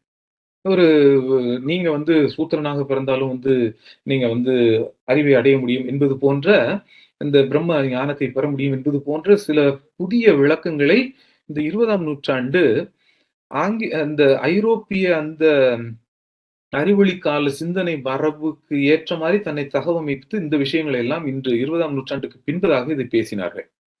ஆனா அதுக்குள்ள உண்மையாவே அவங்க இப்படி எல்லாரும் ஆக முடியும் அப்படின்னு சொல்றத ஒத்துக்கிட்டாங்களா அப்படின்னு சொன்னா அது உண்மையாக இல்லை. என்ன ஒரு சின்ன சின்ன விஷயங்களை நம்ம எளிமையாக புரிஞ்சு கொள்ள முடியும். என்ன அப்படின்னு சொன்னா, நம்ம ஒரு இந்த சாதி அமைப்புல ஒரு உயர் சாதி மட்டத்துல இருக்கிறவனை அவருக்கு கீழே நம்ம பணிஞ்சு குனிஞ்சு நீங்க ரொம்ப நல்லவருங்க வல்லவருங்க அப்படின்னு சொல்லிட்டு நம்ம பேசிக்கிட்டு இருந்தோம் அப்படின்னு சொன்னா அவன் ரொம்ப கனிவாக இருப்பான், பணிவா இருப்பான். அதே நேரத்துல நம்ம அந்த உயர் சாதிக்குள்ள இருக்கிறவனை எதிர்த்து ஒரு கேள்வி கேட்டுட்டோம் அப்படின்னு சொன்னா, அல்லது நமக்கு நீயும் நானும் என்ன சமமானவர்கள் அப்படின்னு சொல்லிட்டு நம்ம பேசிட்டோமானால் அதுக்கப்புறம் விளைவுகள் நமக்கு என்ன நடக்கும் அப்படின்றது நம்மளுக்கு தெரியும். ஏன்னா இது நம்ம வந்து எல்லாம் வந்து அணுதின வாழ்க்கையில நம்ம ரொம்ப யதார்த்தமாக பார்க்கின்ற அந்த விஷயங்கள் தான். அப்ப எப்படி வந்து உண்மையாகவே இவர்கள் வந்து எல்லா மனிதர்களும் பிரம்மத்தை அடைய முடியும் என்று உண்மையாகவே நம்புகிறார்களா? இந்த 20ஆம் நூற்றாண்டு வேதாந்திகளும், அத்வைதிகளும். அப்படின்னு சொன்னா, அது உண்மையாக இல்ல. அந்த அத்வைதிகள்ட்ட நம்ம கொஞ்ச நேரம் கூட நின்னு பேசுவோம் அப்படின்னு சொன்னா, வர்ணத்த வந்து கடைசியில வந்து, ஆமா சரி அது வர்ணம் அப்படின்னு சொல்லுவான். என்ன, அதுக்கப்புறம் இந்த இந்த இந்த கேஸ் லைட்டிங் அப்படின்னு சொல்லுவாங்க இல்லையா? இந்த கேஸ் லைட்டிங் சொல்ற ஒரு வார்த்தைய வந்து இப்ப ரொம்ப அதிகமாக யூஸ் பண்றாங்க. என்னன்னா, நம்ம ஒரு ஒரு விஷயம் வந்து விடுதலைக்கு நிகராக ஒரு விஷயத்தை நம்ம பேசும் பொழுது, அதை மறுப்பதற்காக வேறு ஏதோ ஒரு விஷயத்தை எடுத்துட்டு வந்து அத போட்டு, அதை கொண்டு வந்து நம்ம விடுதலை நோக்கி ஒரு முன்னேற்றத்தை நோக்கி நம்ம பேசுகிற விஷயங்களை வந்து உடைப்பது அப்படின்னு சொல்ற ஒரு விஷயம். இது பேர் இந்த கேஸ் லைட்டிங் அப்படின்ற ஒரு வார்த்தையை நல்லா உபயோகிக்கிறார்கள். ஏன்னா, இப்போ உள்ள இந்த என்ன சொல்றாங்க, ஜென்ஸி ஜெனரேஷனா அது. இந்த இந்த இந்த மாதிரியான கேஸ் லைட்டிங் விஷயங்கள வந்து ரொம்ப எளிமையா அந்த சாதியை குறித்து பேசும்பொழுது, அ அல்லது நம்ம வந்து இந்த என்ன ஒடுக்கப்பட்டவர்களுடைய விடுதலையை குறித்து பேசும்பொழுது, உடனே வந்து ஏடா கூடமா நம்மட்ட வந்து கேள்விகள வந்து அடுக்கடுக்கா வைப்பான். இது என்ன அப்படின்னு சொன்னா, இது வந்து ஒடுக்கப்பட்ட சமூக மக்களினுடைய விடுதலைக்கு எதிரான சிந்தனைகளை ஒரு அப்புறப்படுத்துவது என்பதுதான். அதுக்கான எந்த விதமான கரிசனை இல்லாம வந்து அதை வந்து சுக்குநூறாக எப்படி வந்து கேள்விகளால் துளைத்து ஏன்னா அதை ஒண்ணுமில்லாம ஆக்குறது அப்படின்னு சொல்றது அந்த வேலை. அந்த வேலையத்தான் வந்து இந்த இந்த இந்த மாதிரியான கருத்துகள். ஏன்னா எல்லாருக்கும் சாத்தியப்படும் அப்படின்னு சொல்லி பேரளவுல சொல்லிட்டு, என்ன எல்லாரையும் வந்து அதே மாரி நம்ம இன்னைக்கும் கூட பார்த்தீங்கன்னா ராமகிருஷ்ண அந்த மடங்கள்ல உள்ள அந்த மாணவர்கள், எல்லா மாணவர்களும் வந்து ஜாயின் பண்ணலாம் அப்படின்னு சொல்றது. எல்லா மாணவர்களும் வந்து வேதங்களை படிக்கலாம் அப்படின்னு சொல்றது. என்ன, ஆனா வந்து எத்தனை உண்மையாகவே வந்து எத்தனை வந்து தலித் அமைப்பிலிருந்து வந்தவர்கள் வந்து உண்மையாகவே வந்து ஒரு உயர்நிலை அந்த இதுக்குள்ள அடைந்தார்கள் அப்படின்னு சொல்றோம்னா, அதற்கான விடைகள்லாம் நம்மளுக்கு கிடைக்காமல் இருக்கலாம். என்ன, அ இந்த மாதிரியான இந்த கேஸ் லைட்டிங் ஒர்க்ஸ வந்து நம்ம தொடர்ந்து நம்ம பார்க்க நம்ம தொடர்ந்து நம்ம வந்து இந்த உரையாடல்கள்ல நம்ம பார்க்க முடியும். என்ன, இவங்க இந்த பார்ட்னர்களுடைய இந்த வேதாந்திகள், அத்வைதிகளினுடைய உரையாடல்கள்ல இந்த விஷயங்களை நாம் தொடர்ந்து பார்க்க முடியும். அம் அப்ப நம்மளுக்கு வர்றது இப்ப இவங்க சொல்றது என்னன்னா, எல்லாருக்கும் சாத்தியப்படும் அப்படின்னு சொல்லி நீ சொல்றல்ல, பிரம்ம ஞானம் என்பது எல்லாருக்கும் சாத்தியம்னு சொல்லி 20ஆம் நூற்றாண்டுல ஒத்துக்கிற அப்படின்னு சொன்னா, ஒரு ஒரு அதிர்ச்சியான ஒரு கேள்வி. ஏன்னா நம்மை அதிர்ச்சிக்கு உள்ளாக்கக்கூடிய ஒரு கேள்வியை முத்துக்குமார் சார் ஒண்ணு வைக்கிறாங்க. என்ன அப்படின்னு சொன்னா, ரொம்ப என்ன இது இந்த இந்த க இந்த இந்த பகுதியில வந்து இந்த புத்தகமே ஏறக்குறைய ஒரு நம்ம சாதாரண மக்களும் வந்து அ ரொம்ப ரொம்ப அதிகமாக தத்துவ புல அறிவு இல்லாதவர்கள் நம்ம அந்த விஷயங்கள் தெரியாதவர்கள் கூட, இந்த ஒரு விஷயத்த வந்து எவ்வளவு எளிமையாக இத வந்து சாதாரண கேள்விகளின் மூலமாக கேள்வி கேட்டு, இந்த தத்துவங்களை எப்படி வந்து உடைக்க முடியும் அப்படின்னு சொல்றது தான். இப்ப இங்க முத்துக்குமன் சார் வைக்கிற ஒரு முக்கியமான கேள்வி என்னன்னா, "நீ அத்வைதம் சொல்றது எல்லாருமே பிரம்மனாகலாம் அப்படின்னு சொல்றேல்ல. அப்ப ஏன்டா சமூக சீர்திருத்த இயக்கங்கள் உன்னோடு இருந்தாங்கல்ல? உன்னோட காலகட்டத்துல 20ஆம் நூற்றாண்டுல இருந்த சமூக சீர்திருத்த இயக்கங்கள், 19ஆம் நூற்றாண்டுல இருந்த சமூக சீர்திருத்த இயக்கங்கள், இவைகளுக்கு எதிர்மாறாக நீ ஏன்டா பேசுன அப்ப? ஏன் அவங்களோட சேர்ந்து நீ ஏன் ஒத்துப்போல? ஏன் அவங்களோட சேர்ந்து நீ வேலை பார்த்து ஒடுக்கப்பட்ட மக்கள வந்து ஏன் பாதுகாக்கல நீ அப்ப?" அப்படின்னு சொல்ற ஒரு ஒரு சின்ன கேள்வி. என்ன? இதைத்தான் எழுப்புகிறார்கள் முத்துக்குமார் சார். அப்ப நீ ஏன் வந்து இந்த விஷயங்களோட நீ உடன்பட்டு போல? அவங்க போராடும் பொழுது சமூக சீர்திருத்த இயக்கங்கள்லாம் வந்து அம்பேத்கராக இருக்கட்டும், ஜோதிபா ஃபூலேயாக இருக்கட்டும், ஐயங்காளியா இருக்கட்டும், என்ன அ இவரு நாராயணகுருவாக இருக்கட்டும், என்ன பெரியாரா இருக்கட்டும், எல்லாம் ஒவ்வொரு பக்கம் போராடுனாங்கல்ல. அப்ப அவங்களோட நின்னு எல்லாரும் பிரம்மன் தான்டா, இவங்க தான்டா உண்மை அப்படின்னு சொல்லி ஏன்டா அவங்களோட நின்னு நீ போராடல? அப்படின்னு சொல்ற ஒரு முக்கியமான ஒரு கேள்வியை இங்க வந்து முத்துக்குமன் சார் வைப்பதை நாம பார்க்க முடியும். என்ன அப்பதான் இந்த இடத்துல தான் அத்வைதம் குறித்து நமக்கு தெளிவான ஒரு பார்வையை நம்ம கொண்டிருக்கணும். இது வந்து ஒரு ஒருமைவாதம், பிரம்ம ஞானம் குறித்தது அல்ல வெறுமன. அத்வைதம் பேசுகிற அந்த உண்மை என்பது என்ன அப்படின்னு சொன்னா, 2 அற்றது. அத்வைதம் அப்படின்றதுதான். 2 அற்றது. என்ன? இருமையற்றது. அப்படின்னா என்ன? ஆன்மாவும், பிரம்மனும் வேற வேறா அப்படின்னு சொன்னா, ஆன்மாவும் பிரம்மனும் வேற வேற இல்ல, ஆன்மாவும் பிரம்மனும் ஒண்ணு அப்படின்னு சொல்றதுதான், ரெண்டு அற்றது அப்படின்னு சொல்றதுதான் இங்க உள்ள ஒரு முக்கியமான ஒரு விஷயம். சோ ஆன்மாவுக்கும் பிரம்மாவுக்கும் ஒருமை ஏற்படணும் அப்படின்னு சொன்னா என்ன பண்ணணும் அப்படின்னு சொன்னா, உலகத்தை விட்டு போயிடு, உலகத்தை விட்டுரு, இந்த மனத்தை விட்டுரு, உடம்பை விட்டுரு, இந்திரியங்கள், அந்த அனுபவங்கள், அது அந்த புலனுணர்வுகளால கிடைக்கக்கூடிய இந்த அனுபவங்கள், இது எல்லாத்தையும் விட்டுரு அப்படின்னா வந்து நீ உன்னை வந்து ஆன்மா வந்து பிரம்மம் ஆயிரும். இப்படியான ஒரு கதை ஆடலை ஏற்படுத்தியவர்கள் தான் இந்த அத்வைதிகளும் வேதாந்திகளும். என்ன இது ஒரு விதத்துல வந்து இவங்க வந்து எல்லாரும் வந்து பிரம்மன் ஆயிரலாம் அப்படின்னு சொல்லி இந்த கதைத்தாலும் கூட, இது வந்து உலகை பொறுத்த மட்டில், முத்துமன் சார் சொல்ற விஷயம், உலகை பொறுத்த மட்டில் இது ஒரு வலுவான இருமைவாதம். ஏனென்றால் உலக உண்மை, உடலினுடைய உண்மை, என்ன மனத்தினுடைய சிந்தனை, அதுக்கப்புறம் நம்ம புலன் உணர்வுகளால் கிடைக்கக்கூடிய அறிவு, இவை எல்லாமே மாயை. இந்த மாயை தவிர்த்த ஒன்று பரமார்த்திகம் அப்படின்னு சொல்றதுதான் உண்மை என்று சொல்லும் பொழுது, இந்த உலகையே வந்து ரெண்டாக உடைக்கிறது அப்படின்னு சொல்றது. ஏன்னா இது ஒரு ஒரு ஒரு ஆழமான இருமைவாத அமைப்பு இது அப்படின்னு சொல்றது. ஆக சகலமும் ஒண்ணு, எல்லாரும் வந்து பிரம்மராக முடியும் அப்படின்னு சொல்றது, இது நடக்காத விஷயம். இது வந்து ஒரு ஏதோ ஒரு பௌத்தத்தினுடைய வீழ்ச்சிக்கு பிறகாக பௌத்தத்தை முழுவதுமாக வீழ்த்தி பிராமணியத்தை மீண்டும் வந்து இந்த சமூகத்தை வந்து நிலைநிறுத்துவதற்காக என்ன இது ஒரு ஏற்படுத்தப்பட்ட ஒரு தத்துவமான ஒரு முயற்சி. இது என்ன தத்துவம் என்பது பிராமணியத்தை, பார்ப்பனியத்தை இவர்கள் வந்து மீண்டும் கட்டமைப்பதற்காக தத்துவ ரீதியான இந்த விதமான என்ன ஒரு கட்டமைப்புகளை இவர்கள் உருவாக்கி இருக்கிறார்கள். ஆனால் இவர்களுக்கு எந்த சாதாரண மனிதர்கள் மீதும் கூட ஒரு ஒரு கிஞ்சித்த அக்கறை, ஒரு கொஞ்சம் குறைவான அக்கறை கூட இவர்களுக்கு கிடையாது என்பதுதான் இதுல நமக்கு கிடைக்கின்ற ஒரு முக்கியமான விஷயம். ஆனால் சரி, இப்படி ஆன்மீகம் அப்படின்னு சொன்னாலே உடலை வெறுக்கணும், உடம்பை வெறுக்கணும், என்ன இந்திரியங்களை வெறுக்கணும் அப்படின்னு சொல்லிதான் ஆன்மீகம் இந்தியால வந்து எல்லா ஆன்மீகங்களும் இதைத்தான் பேசியிருக்குதா அப்படின்னு சொன்னா, என்ன இந்த வைதிக மரபுக்கு வெளியில நின்ன இந்த ஆன்மீக மரபுகள், ஈவன் குறிப்பா இன்னும் அதிகமாக பக்தியும் கூட உடலை வந்து ரொம்ப முக்கியமான ஒரு விஷயமாக பேசி இருக்கிறதை நம்ம பார்க்க முடியும். என்ன உலகத்தை குறித்து பேசி இருக்கிற விஷயங்களை முக்கியமாக பார்க்க முடியும். சைவ சித்தாந்தம் அதே போல முக்கியமாக என்ன சொல்லும்னா, இந்த ஆணவ மலம் அப்படின்னு சொல்றது. உலகம் என்பது ஒரு முக்கியமான விஷயம். இந்த உலகத்துல வந்துதான் நம்மளுடைய அந்த ஆணவம் என்ற விஷயங்களை எல்லாம் புரிய முடியும். அதுக்கப்புறம் தான் வந்து உலகம் இல்லாமல் இந்த இந்த என்ன சொல்றது விடுதலை, முக்தி என்பது சாத்தியப்படாது என்பது போல சைவ சித்தாந்தம் கூட ஒத்துக்கொள்ளும். சரிங்களா? ஆக இந்த விஷயங்கள் எல்லாமே உண்மையாகவே வந்து ஆன்மீகம் அப்படின்னு சொன்னா உடலை வெறுப்பதா? இது எப்ப வந்து இது ஏன் வந்து இந்த இந்த இந்த கான்ட்ரடிக்ஷன் வந்து இருக்குது? குறிப்பாக குருநானக் பேசும் பொழுது ஒரு இடத்துல சொல்லுவாரு, என்ன ஒரு சாதாரண ஒடுக்கப்பட்ட ஒரு என்ன சொல்றது ஒரு வலிமையான ஒரு புலி வந்து ஒரு வலிமையற்ற ஒரு இந்த ஆட்டை கொல்லும் பொழுது என்ன வலிமையானவன் வந்து எளியவனை வதைக்கும் பொழுது என்ன இதை நான் பார்த்தா வந்து நான் கடவுளே நான் உன்னைத்தான் கேள்வி கேட்பேன் அப்படிம்பாரு. அப்ப வந்து இங்க உலகு என்பது முக்கியமாகிறது, இந்த உடல்கள் என்பது முக்கியமாகின்றன.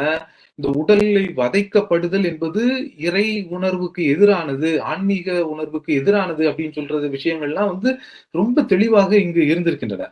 குறிப்பாக ஆழ்வார் பாடல்களிலிருந்து முத்துமோகன் சாரே ஒரு கொட்டேஷன் ஒண்ணு கொடுக்குறாங்க. உண்ணும் சோறும் பருகும் நீரும் தின்னும் வெற்றிலையும் கண்ணன் நாமமே என்பது போன்ற பக்தி சிந்தனைகள் சார்ந்த விஷயங்கள்ல கூட உலக மறுப்பு, உடல் மறுப்பு என்பது இல்லை அப்படின்னு சொல்றது. சித்த மரபுகளிலேயும் கூட இந்த உடலுக்கான முக்கியத்துவங்கள் நமக்கு தொடர்ந்து இருந்திருக்கின்றன என்ற விஷயங்களை எல்லாம் பார்க்க முடியும். அதே போல சார்வாகம், பௌத்தம், சமணம் இந்த 3 அவைதீக மரபுகளும் தத்துவ மரபுகளும் கூட உடலுக்கு, உயிருக்கு, இந்த விஷயங்களுக்கெல்லாம் அதே போல உலகத்துக்கு இவைகளை எல்லாம் இவர்களுக்கான உண்மைத்தன்மைகளை அவைகள் பேசி இருக்கின்றன என்ற விஷயங்களையும் நாம் பார்க்க முடியும். அப்படி இருக்கும் பொழுது இந்த வேதாந்தம் ஏன் உலக மறுப்பை பேசியது? இந்த உலக மறுப்பையே ஆன்மீகம் என்று சொன்னது என்ன? உலகை மறுப்பதனால நமக்கு அவர்களுக்கு கிடைக்கின்ற அது அட்வான்டேஜ் என்ன? இதன் மூலமாக அவர்கள் எப்படி பார்ப்பனியத்தை நிலைநிறுத்த முயல்கிறார்கள் அப்படின்னு சொல்ற விஷயங்களை எல்லாம் இதனோடு நம்ம சம்பந்தப்படுத்தி நம்ம பார்க்க வேண்டியிருக்கிறது. இப்ப இதுல முக்கியமான இன்னொரு கேள்வி என்ன அப்படின்னு சொன்னா, ஒரு உடலை உடல் இழிவானது, உடல் ஒதுக்கப்பட வேண்டியது, உடல் என்பது மாயை என்று சொல்லும் பொழுது உடல் உழைப்பை செய்பவர்களும் மாயையாகிறார்கள். உடல் உழைப்பை செய்பவர்களும் இழிவுபடுத்தப்படுகிறார்கள் அல்லது இழிவானவர்கள் ஆகிறார்கள். அப்ப பிரம்மன் நான் என்னை பிரம்மமாக தெரிவித்துக் கொண்டு இந்த உலகம், உடல் இவைகளை எல்லாம் வெறுக்கும் பொழுது இந்த உலகத்தில் இருப்பவர்கள், இந்த உடல் உழைப்பாளிகள், இவை அனைத்துமே இவர்கள் அனைவருமே ஜடமாக மாற்றப்படுகிறார்கள் அப்படின்றது. அவர்களுக்கான எந்த விதமான உரிமைகளும் உணர்வுகளும் கொடுக்கப்படாமல் அவர்களை ஜடமாக்குதல் அப்படின்னு சொல்ற ஒரு வேலையும் கூட இந்த வேதாந்தத்தில் உலக மறுப்பின் மூலமாக இதைதான் பெரிய ஆன்மீகம் என்று சொல்லிக் கொள்பவர்கள் இந்த உண்மையாகவே ஜடமாக்குதல், பிறரை சடமாக்குதல், உலகத்தை சடமாக்குதல் அல்லது உடல் உழைப்பவர்களை சடமாக்குதல், உடல் உழைப்பை உறிஞ்சுபவர்களை எதையும் கேள்விக்குள்ளாக்காமல் இருப்பதற்காக உலகத்தையே சடமாக்குதல் அப்படின்னு சொல்றது. இது மாதிரியான நிறைய விஷயங்கள் இங்க பேசப்படுவதை நாம பார்க்க முடியும். கடைசியாக முத்துமோகன் சார் சொல்லுகிற இந்த விஷயங்களோடு சம்பந்தப்பட்டு அம்பேத்கர் அந்த அந்த ஒரு கொட்டேஷனோடு இந்த உரையாடலை இப்போ நிறுத்திக்கலாம் அப்படின்னு நினைக்கிறேன். என்னன்னா, அம்பேத்கர் என்ன சொல்லுவாரு அப்படின்னு சொன்னா, ரிடில்ஸ் இன் ஹிந்துவிசம் அதுல 22வது ரிடில், அதுல என்ன சொல்லுவாருன்னா கடைசி பகுதியில, சங்கராச்சாரியார் பிரம்மம் உண்மை, அது எல்லா ஆன்மாவிலும் நிறைந்து இருக்கிறது என்று கூறும் அதே வேளையில் பார்ப்பனிய சமூகத்தின் சமத்துவம் இன்மையை ஒத்துக்கொள்கிறார். இது பிரம்மம் எல்லாருக்கும் உண்மை அப்படின்னு சொல்லி இந்த எல்லாருக்கும் சாத்தியம் அப்படின்னு சொல்லி இந்த நேஷனலிஸ்ட் பீரியட்ல சொன்ன அந்த கதையாடல்களை உடைக்கும் விதமாக அம்பேத்கர் இந்த விஷயத்தை சொல்றாரு. நீ எல்லாத்துக்கும் உண்மைன்னு சொல்றல, எல்லாத்துக்கும் சாத்தியம்னு சொல்றல பிரம்மம் அப்ப எப்படிடா நீ பிராமணியத்தை ஏற்றுக்கொண்ட அப்படின்னு சொல்றது. இப்ப நீ பிராமணியத்தை ஏற்றுக்கொண்ட பார்ப்பனிய அந்த படிநிலை சமூகத்தை நீ ஏற்றுக்கொண்டாய் அப்படின்னு சொன்னா அவர் என்ன சொல்றாருன்னா, ஒரு மனச்சிதைவு அல்லது பிறழ்வு கொண்ட ஒருவரால் தான் இந்த இரு முரண்களையும் ஒருங்கே கொண்டிருக்க முடியும் அப்படின்னு சொல்றது. இதோட நான் இங்க நிறுத்திக்கிறேன். இது ஒரு சங்கராச்சாரியார் மேல வைக்கிற அம்பேத்கர் வைக்கிற, பாபா சாஹேப் வைக்கிற ஒரு கடுமையான ஒரு விமர்சனம். அடுத்த லைன் நான் வாசிக்க விரும்பல, சரிங்களா? அந்த அளவுக்கு கடுமையான ஒரு விமர்சனத்தை அம்பேத்கர் இந்த இடத்துல வைப்பதை நம்ம பார்க்க முடியும், சரிங்களா?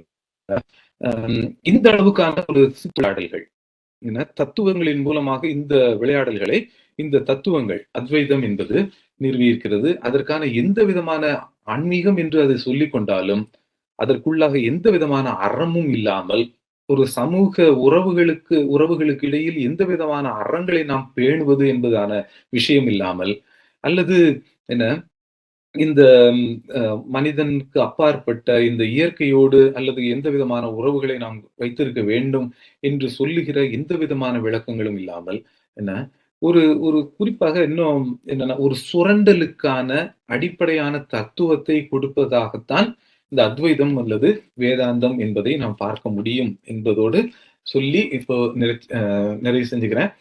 தொடர்ந்து பேசலாம். நன்றி தோழர்களே.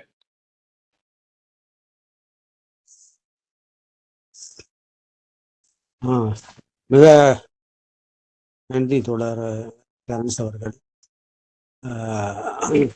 அத்வைதம் என்கின்ற பெயரிலே நம்முடைய வேதாந்தத்தின் கருத்துக்கள் எவ்வளவு மோசமான ஒரு சுரண்டலை, ஒரு திணிப்பை செய்து கொண்டிருக்கிறது என்பதனை ரொம்ப ஆழமான அந்த நுட்பமான கருத்தை விளக்கினார். ஏறக்குறைய வந்து அது ஒரு பெரிய சூழ்ச்சியாகத்தான் தோணுது. நம்ம வந்து பெரிய வேதாந்தம்ங்கிறது பெரிய ஒரு தத்துவார்த்த கொள்கை அப்படின்னெல்லாம் அதுக்கு ஒரு பெரிய பூச்சி இருந்தாலும் கூட உள்ள இருக்கக்கூடியது மிக அசிங்கமான, மிக அருவருக்கத்தக்க ஒரு கொடுமையான ஒரு சுரண்டலை நியாயப்படுத்தக்கூடியது, உழைப்பை நிராகரிக்கக்கூடியது, செயலையும் மக்கள் இயக்கத்தையும் நிராகரிக்கக்கூடியது அப்படிங்கிற அந்த ஒரு கோட்பாட்டை வந்து மிக அற்புதமாக இந்த பிரம்ம ஞானம் என்கின்ற தலைப்பிலே அவர்கள் பேசியிருக்கிறாரு.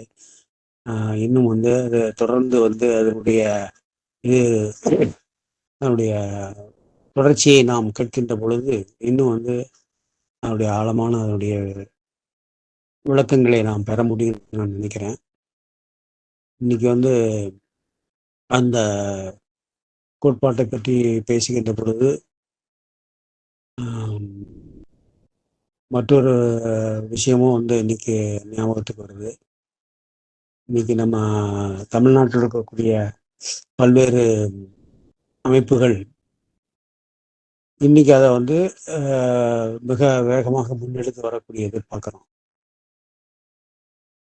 அந்த ஒரு சூழலை வந்து அதை எதிர்ப்பதற்கான ஒரு இயக்கத்தை நாம் வந்து நடத்தணும் அப்படின்னு சொன்னா இந்த வேதாந்தத்தை பற்றியான புரிதல் நமக்கு தேவைப்படுகிறது. இதை பற்றியான ஒரு புரிதலை தரக்கூடிய இந்த ஒரு விளக்க உரை, இந்த நூலை பற்றியான விளக்க உரை தொடர்ந்து நம்ம தோழர்கள் வந்து பங்கெடுப்பதற்கக்கூடிய முறையில அதில் வர வேண்டும் என்று இந்த நேரத்தில் கேட்டுக்கொள்கிறேன்.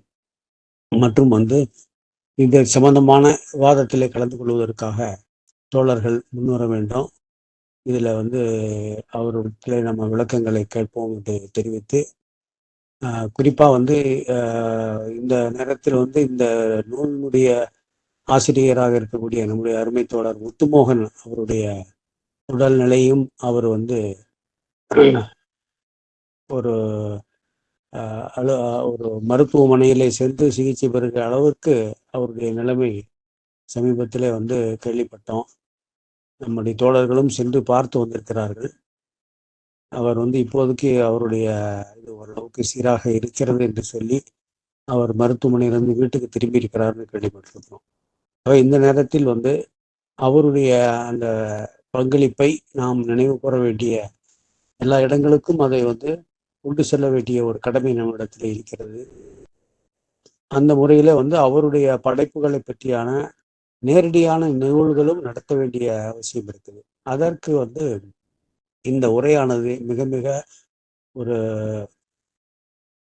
அத்தியாவசியமானதாக இன்னைக்கு அமைந்திருக்கிறது. அதனுடைய ஒரு தொடர்ச்சியாக ஒவ்வொரு மாவட்டங்களிலும் இதை செய்வதற்கான ஒரு முன்முயற்சியை எடுப்பதற்கு நாம் வந்து முயற்சி பண்ணணும். அதற்கு கலை இலக்கிய பெருமன்றத்தினுடைய தலைமையில் இருக்கக்கூடியவர்கள் நாங்களும் வந்து அந்த முயற்சியை மேற்கொள்வோம் என்று இந்த நேரத்திலே சொல்லி, மேலும் இதில் விவாதத்திலே கலந்து கொள்ளக்கூடிய தோழர்கள் முன்வர வேண்டும் என்று கேட்டு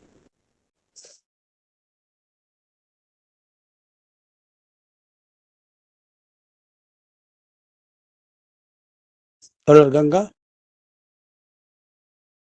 வேற தோழர்கள் யாராவது பேசுறாங்களா? ராஜபாளையத்திலிருந்து சிவசுப்ரமணியன். பேசுங்க தோழர், பேசுங்க தோழர். தோழர்கள் அனைவருக்கும் வணக்கம். இன்னைக்கு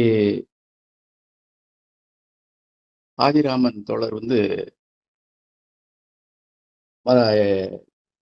சித்த வைத்தியம், அதாவது பழமையான மூலிகைகளை வைத்து நோய்களை குணப்படுத்துவதாக பாடல்கள் எழுதி அருமையாக பாடினார். அவருக்கு பாராட்டுகளும் வாழ்த்துக்களும். அடுத்து பிரம்மஞானம் அப்படிங்கிறது குறித்து பேராசிரியர் டெரன்ஸ் சாமுவேல் அவர்கள் நல்லதொரு உரையை தந்துள்ளார். அவருக்கு நாம் பல அரிய செய்திகளை தெரிந்து கொண்டதால் அவருக்கு முதலில் நன்றியை தெரிவித்துக் கொள்கிறேன். இதுல அவர் சொன்னதில் 1-2 சொல்லிட்டு பிறகு நான் ஒரே ஒரு கேள்வி மட்டும் கேட்கலாம்னு. நானே பிரம்மன் என்று ஏழைகள், தொழிலாளர்கள் சொல்வதை நம்ப மாட்டார்கள், ஒத்துக்கொள்ள மாட்டார்கள்.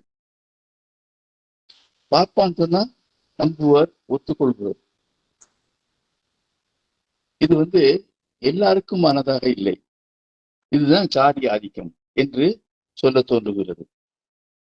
அடுத்து விவேகானந்தர் வந்து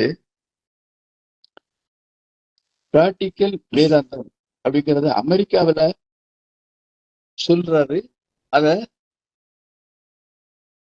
ஏற்றுக்கொள்கிறார். ஆனா இந்தியாவில் அவர் அந்த மாதிரி பிராக்டிக்கல் வேதாந்தத்தை சொல்லவும் இல்லை, ஏற்றுக்கொள்ளவும் இல்லை.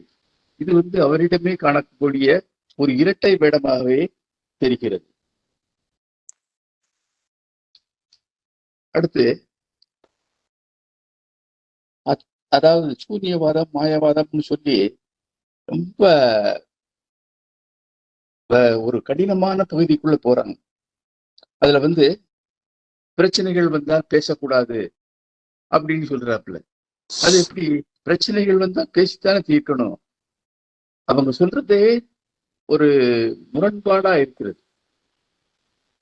அதே மாதிரி மாற்றத்தை அங்கீகரிக்க மறுத்து விடுவார்கள்.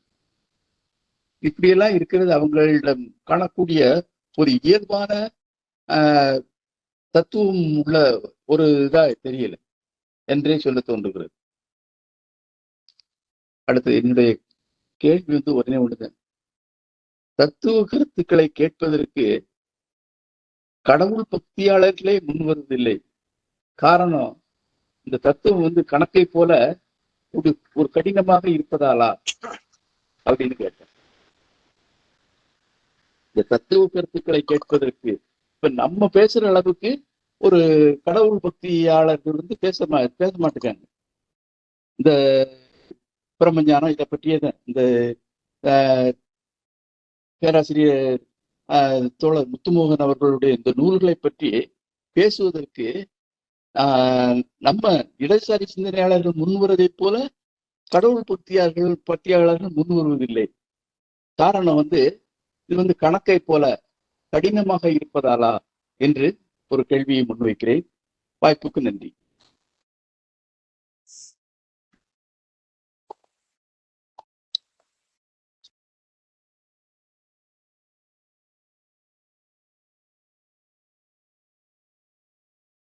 வேற தோழர்கள்?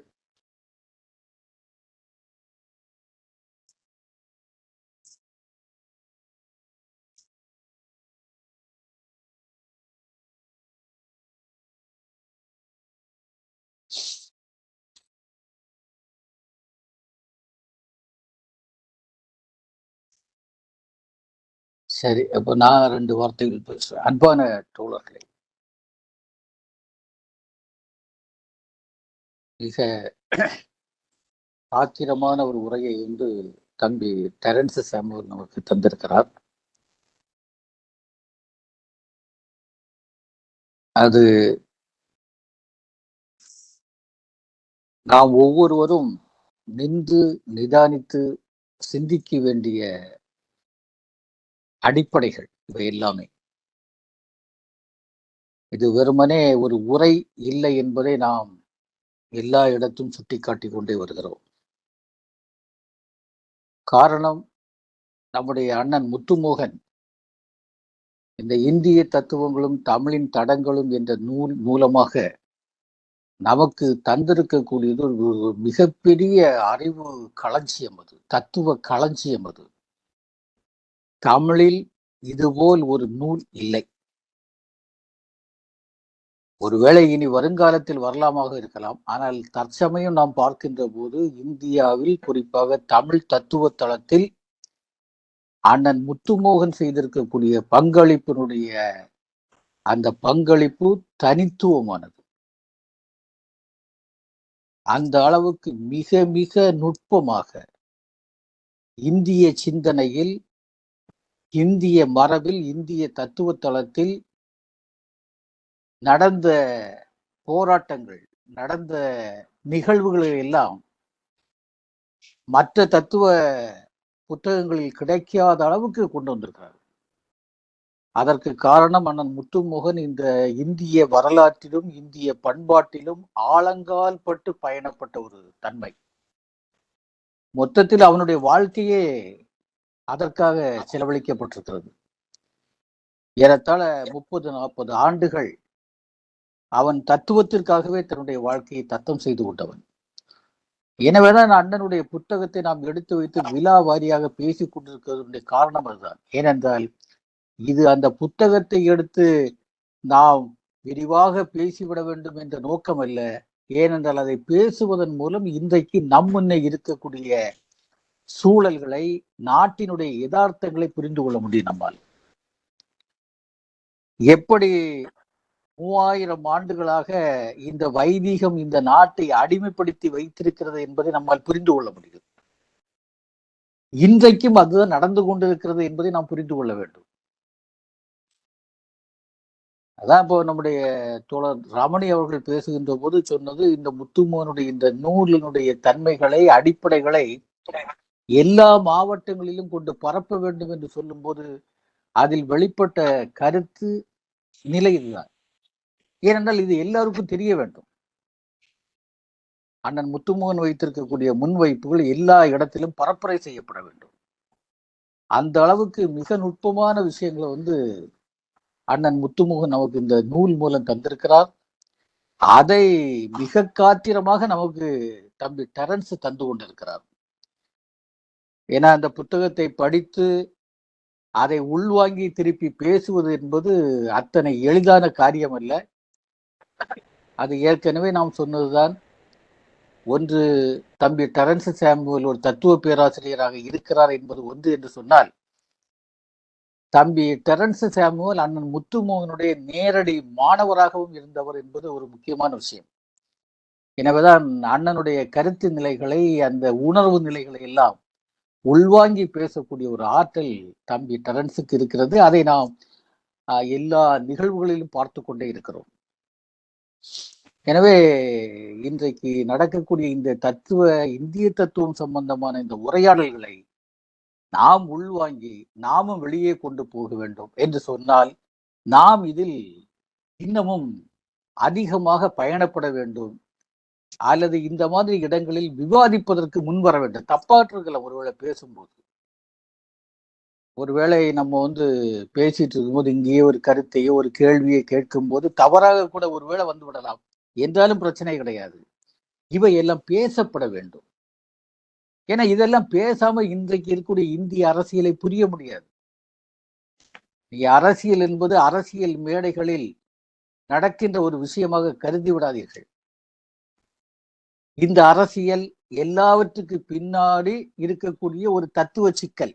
அதுதான் இந்த பிரம்ம ஞானம் என்பது. பேசக்கூடிய எல்லா விஷயங்களுக்கு பின்னாடி இது இருக்குது. அப்ப தத்துவ புலத்தை புரிந்து கொள்ளாமல் அரசியலை புரிந்து கொள்ள முடியாது.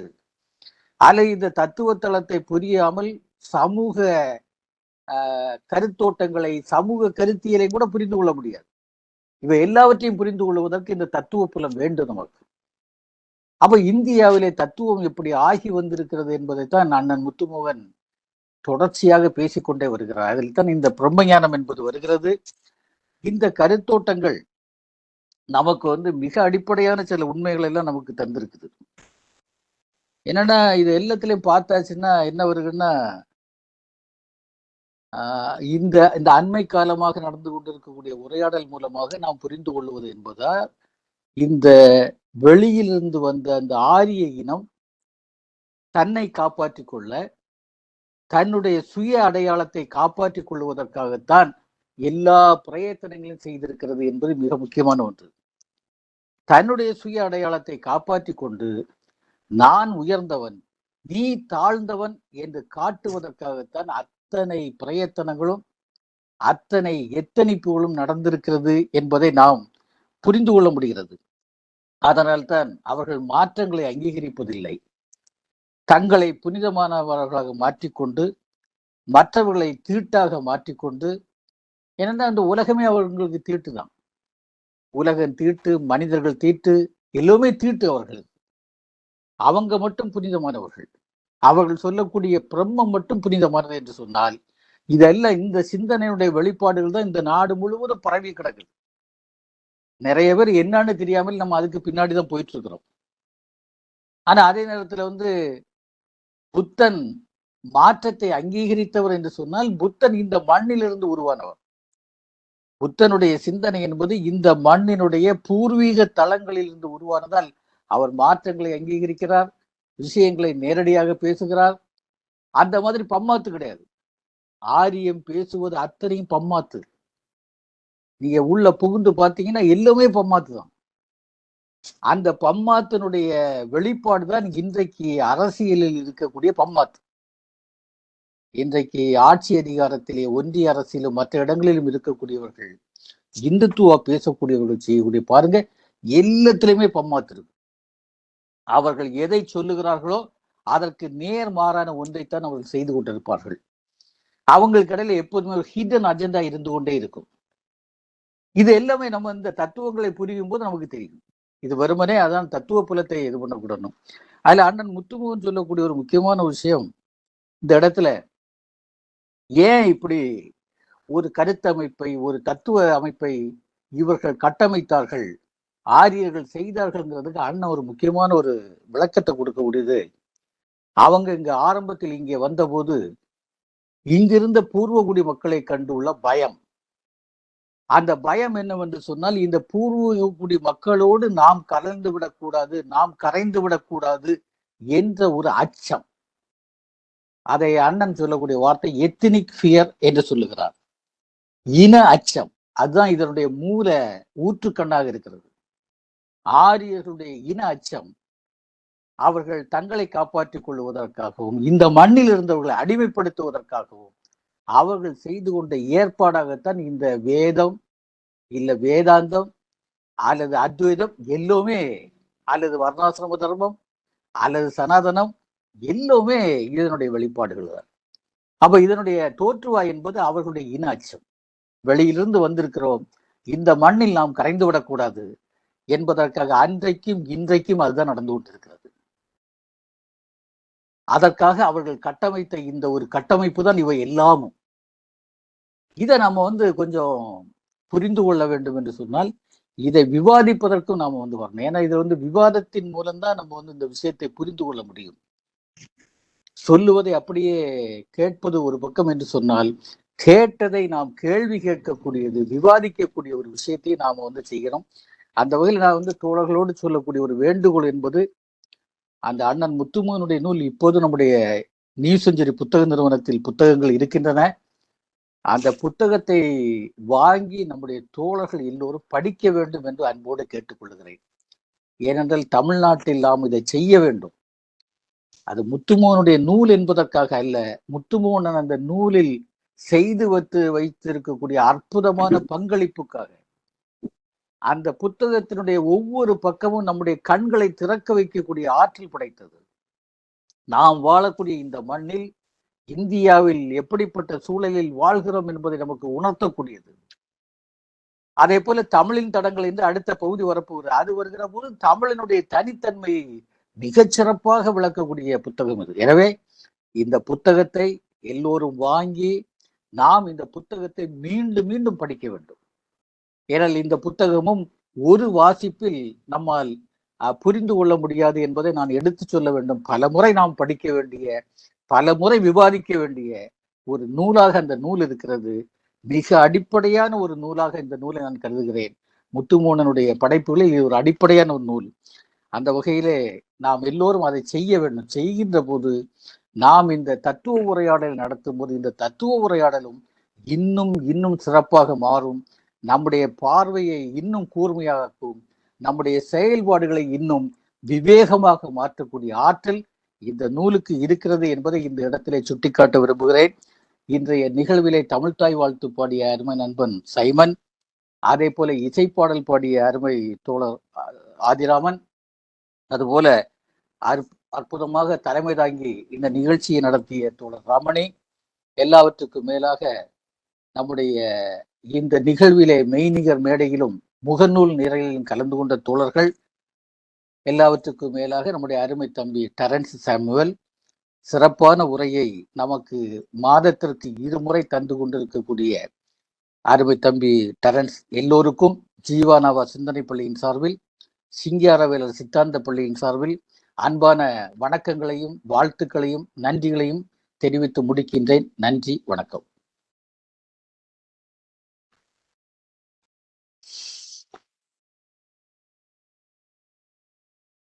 வேற தோழர்கள் முடிச்சிடலாமா? அப்போ ரைட். அப்போ அப்போ இது டெரன்ஸை பேச சொல்லுவோமே. ம் டெரன்ஸ் பேசி முடிச்சிடலாம். சரி. தோழர்களுக்கு ரொம்ப நன்றி. இந்த உரையின் மீதாக எந்தெந்த விதமான புரிதல்களை நாம் கொண்டிருக்கிறோம் அப்படின்னு சொல்றதுக்கான சில விஷயங்கள் எனக்கு புரிஞ்சது. தோழர் சிவசுப்பிரமணியன் சார் சொன்னது போல இந்த இது எப்படியெல்லாம் இந்த விஷயங்களை புரட்டுதலுக்கு உட்படுத்தி புரட்டி அவர்கள் பேசுகிறார்கள் அப்படின்னு சொல்றது. தோழர் சிவசுப்பிரமணியம் அவர்கள் கேட்ட அந்த ஒரு கேள்வி, ஏன் இன்னும் தத்துவம் என்பது வெகுஜனமாகவில்லை, அல்லது நம்ம பேசுறோம், ரொம்ப வெகுஜனமாக்கி அதை பேசுகிறோம், ஆனா ஏன் ஆன்மீகவாதிகள் அல்லது கடவுள் உணர்வாளர்கள் அதை பேசுறது இல்லை அப்படின்ற மாதிரி. கடவுள் உணர்வாளர்கள் இன்னும் அதை நம்மளை விட அவர்களுக்கான ஸ்பேஸ் அதிகமாக இருக்கிறது. அவர்களால எளிமையாக மக்களை அவர்களுடைய அந்த விஷயங்களை மக்கள்கிட்ட கொண்டு செல்வதற்கான நிறைய அவர்களுக்கான தளங்களும் இருக்கின்றன. எல்லா தளங்களையும் அவர்கள் யூஸ் பண்றாங்க அப்படின்ற மாதிரி தான் நான் யோசிக்கிறேன். அதே போல ரொம்ப ஃபார் எக்ஸாம்பிள் நீங்க கொஞ்சம் இந்த ஜக்கியோடைய இதெல்லாம் நம்ம வீடியோ எல்லாம் பார்க்குறோம் அப்படின்னு சொன்னா, அவருடைய உரைகள்லாம் கொஞ்சம் கேட்குறோம் அப்படின்னா, எவ்வளவு என்ன ஒண்ணு தொடர்புபடுத்தி மக்களுடைய அந்த கருத்துகள் அவர் சொல்ற கருத்துக்கள் எல்லாம் உண்மை அப்படின்னு சொல்றது மாதிரியான ஒரு தோற்றத்தை, ஒரு மாய தோற்றத்தை, ஒரு காட்சி பிழையை எவ்வாறு உருவாக்குகிறார் அப்படின்னு சொல்ற விஷயங்கள்லாம் இருக்குது. அது ரொம்ப எளிமையாக அவைகளை மக்களிடம் சேருகின்றன அப்படின்னு சொல்ற மாதிரி தான் நினைக்கிறேன். ஆனா கடவுள் உணர்வாளர்கள் இந்த நம்ம தோழர்கள் பேசுவது போல ஒரு பொருள் முதல்வாத அடிப்படையிலோ அது வரலாற்று அடிப்படையிலோ விஷயங்களை அவர்கள் உண்மையாகவே பேசுவது இல்லை அப்படின்னு சொல்றது. குறிப்பாக சிலரை நம்ம பார்க்க முடியும் தமிழ்நாட்டுல. குறிப்பாக சுகி சிவனுடைய அந்த விஷயங்களை கொஞ்சம் நம்ம பார்க்குறோம்னா, கொஞ்சம் அவரு கொஞ்சம் இந்த பகுத்தறிவு சார்ந்த சில விஷயங்களையும் அவர் அவருடைய அந்த கடவுள் கோட்பாடுகளோடு சில விஷயங்களையும் பேசுறதையும் நம்ம உணர முடியும். அதே மாதிரி இன்னும் இந்த சைவ சமயத்தை சார்ந்த அந்த அம்மையார், உடனே பேரு ஞாபகத்துக்கு உடனே வர மாட்டேங்குது, அவங்களுடைய சில விஷயங்கள்லையும் இந்த பகுத்தறிவு சார்ந்த சில விஷயங்கள், வரலாற்று பூர்வமாக எவ்வாறு நடந்தது என்பது போன்ற சில விஷயங்களையும் அவர்கள் பேசுகிறார்கள். நம்மளுக்கு தத்துவம் ஏன் மக்களிடமிருந்து அந்நியப்பட்டு போன ஒரு விஷயமாக அல்லது ஏதோ ஒரு கடினமான விஷயமாக அது மாறி இருக்கிறது அப்படின்னு சொன்னா, ஒண்ணு பெரும்பாலும் தத்துவவாளர்கள் அவங்க பேசுற விஷயங்கள் என்ன அப்படின்னு சொன்னா, அவர்கள் தங்களை தாங்களே மக்களை விட்டு பிரிந்த அல்லது ஒரு அறிவாளிகளாக, மக்கள்கிட்ட குறிப்பா இந்த அறிவு இல்லை, நாங்கள் மட்டுமே அந்த அறிவை வைத்திருக்கிறோம் அப்படின்னு சொல்ற மாதிரியான ஒரு தோற்றத்தை ஏற்படுத்துகின்ற ஒரு விஷயத்தையும் நம்ம பார்க்க முடியும். மக்களுக்கு புரியாத சில வார்த்தைகளை பேசுவது அல்லது இந்த டெக்னிக்கல் வேர்ட்ஸை, அந்த புது வேர்ட்ஸை யூஸ் பண்ணும் பொழுது அதை மக்களுக்கு எப்படி கொண்டு போய் சேர்ப்பது அப்படின்னு சொல்ற அவர்களுக்கான இன்னும் அந்த என்ன சொல்றது, அந்த விளக்கும் ஆற்றல் என்பதும் சில இடங்கள்ல குறைவு அப்படின்ற மாதிரியும் சொல்லலாம். அதே போல இன்னும் நிறைய தத்துவவாளர்கள் அப்படின்றதெல்லாம் பார்க்கும் பொழுது மக்கள் பேசாத மொழியில அவர்கள் பேசுகிறது அப்படின்றது, அதன் மூலமாக அவர்கள் பெரிய விஷயத்தை அவர்கள் பேசுகிறார்கள் என்பது போன்ற ஒரு தோரணையை ஏற்படுத்துவது, இந்த மாதிரியான நிறைய விஷயங்கள் உள்ளுக்குள்ள கிடக்குது. அதனாலதான் அந்த ஃபூக்கோவுடைய முக்கியமான ஒரு விஷயம் நம்மளுக்கு தேவை. என்ன அப்படின்னு சொன்னா, அறிவுக்கும் அந்த அதிகாரத்துக்குமான நெருங்கிய தொடர்பு, பிரிக்க முடியாத தொடர்பு அப்படின்னு சொல்லுவாரு அதை. அறிவுக்கும் அதிகாரத்துக்கும் நம்ம மார்க்ஸ்டே அந்த விஷயங்கள்லாம் உண்டு. இதை ரொம்ப தெளிவாக நுவான்ஸ்டாக ஃபூக்கோவும் அந்த விஷயத்தை ரொம்ப அதிகமாக அதை பேசுவதை நம்ம பார்க்க முடியும்.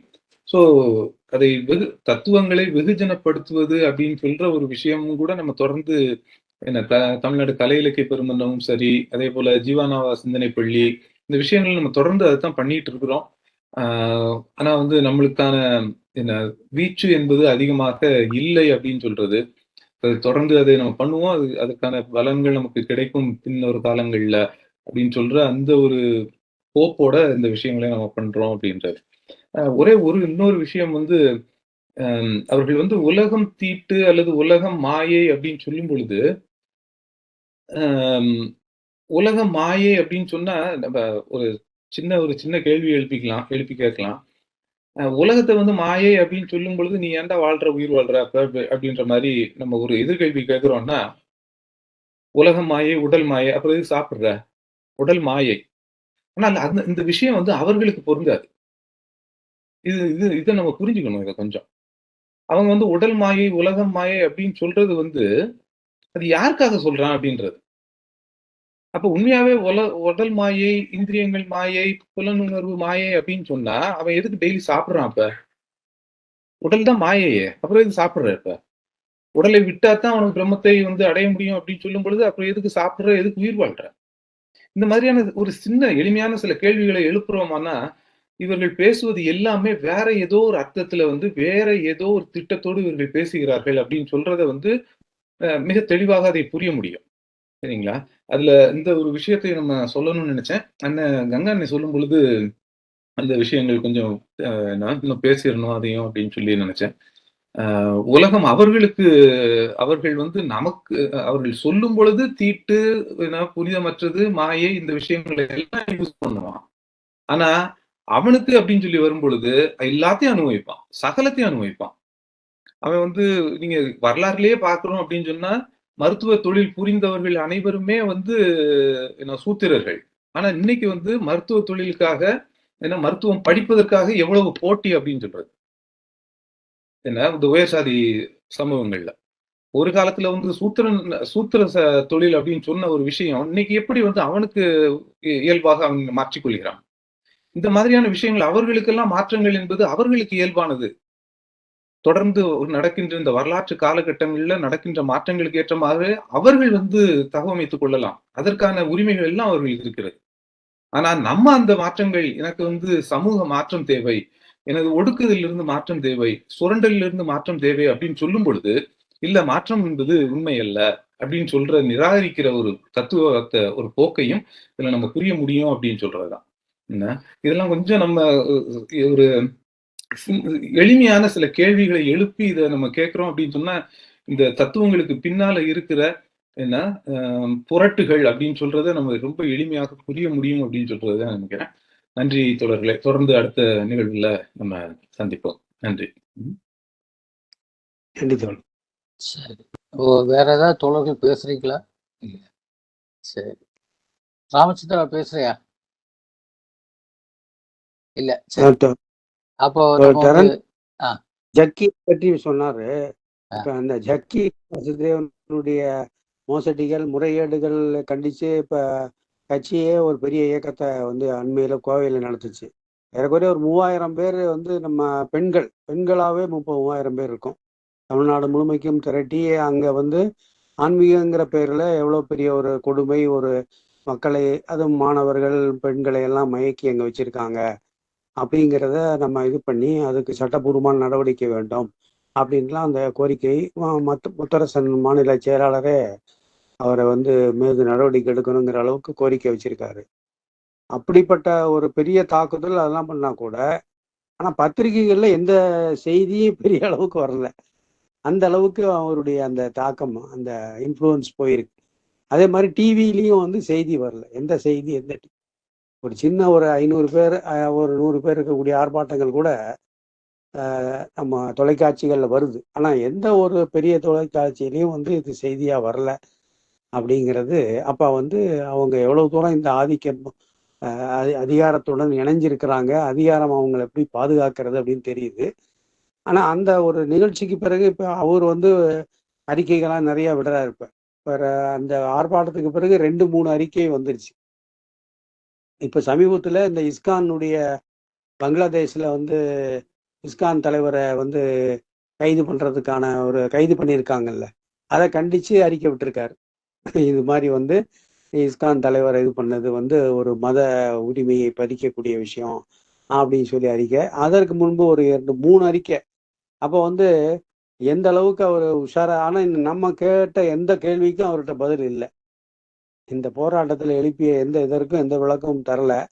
தன்னை வந்து அதிலிருந்து இது பண்ணுறது இது பண்ணிக்கிறதுக்காக தப்பிக்கிறதுக்காக பல்வேறு பொது விஷயங்கள்ல இன்னைக்கு அவருடைய அறிக்கைகள் வந்துட்டு இருக்கு.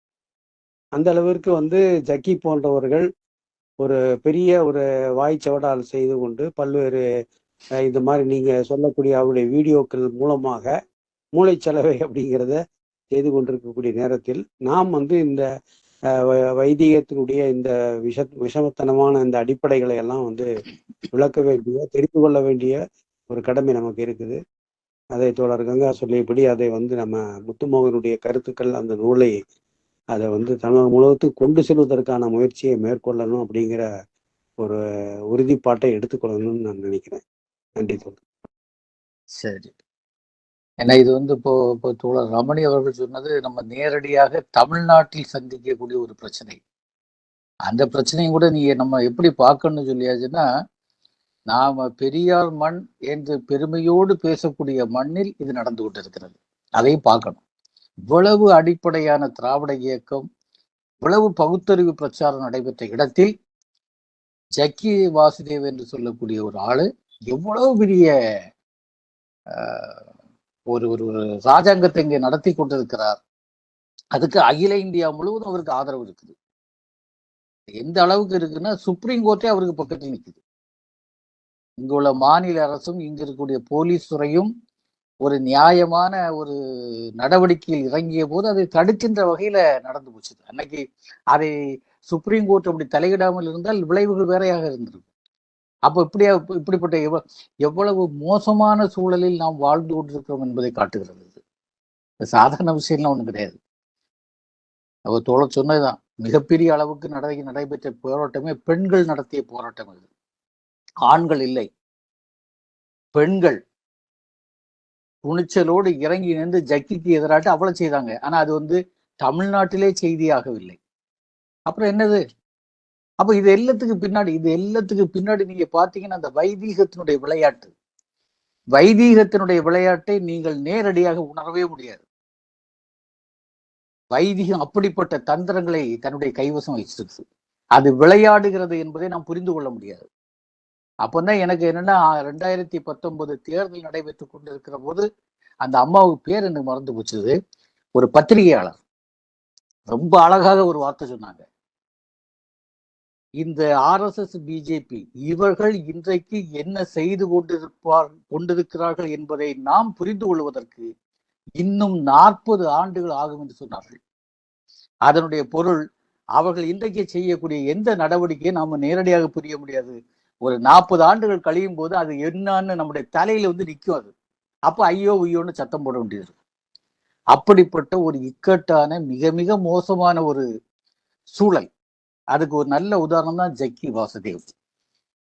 அது நம்ம வந்து எல்லாருமே இன்னும் சிந்திக்க வேண்டிய, நாம் செயல்பட வேண்டிய ஒரு இடமாக இருக்கிறது. பார்ப்போம் நம்மால எந்த அளவுக்கு முன்னோக்கி நகர முடியும் என்பதை பார்ப்போம் என்று சொல்லி, அப்போ நான் நிகழ்ச்சியை வந்து முடிவுக்கு கொண்டு வரேன். எல்லா தோழர்களுக்கும் வணக்கங்கள், எல்லோருக்கும் நன்றிகள்.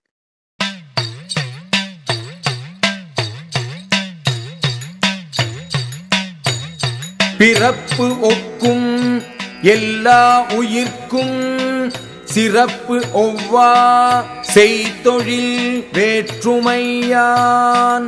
பிறப்பு ஒக்கும் எல்லா உயிர்க்கும் சிறப்பு ஒவ்வா செய்தொழில் வேற்றுமையான்.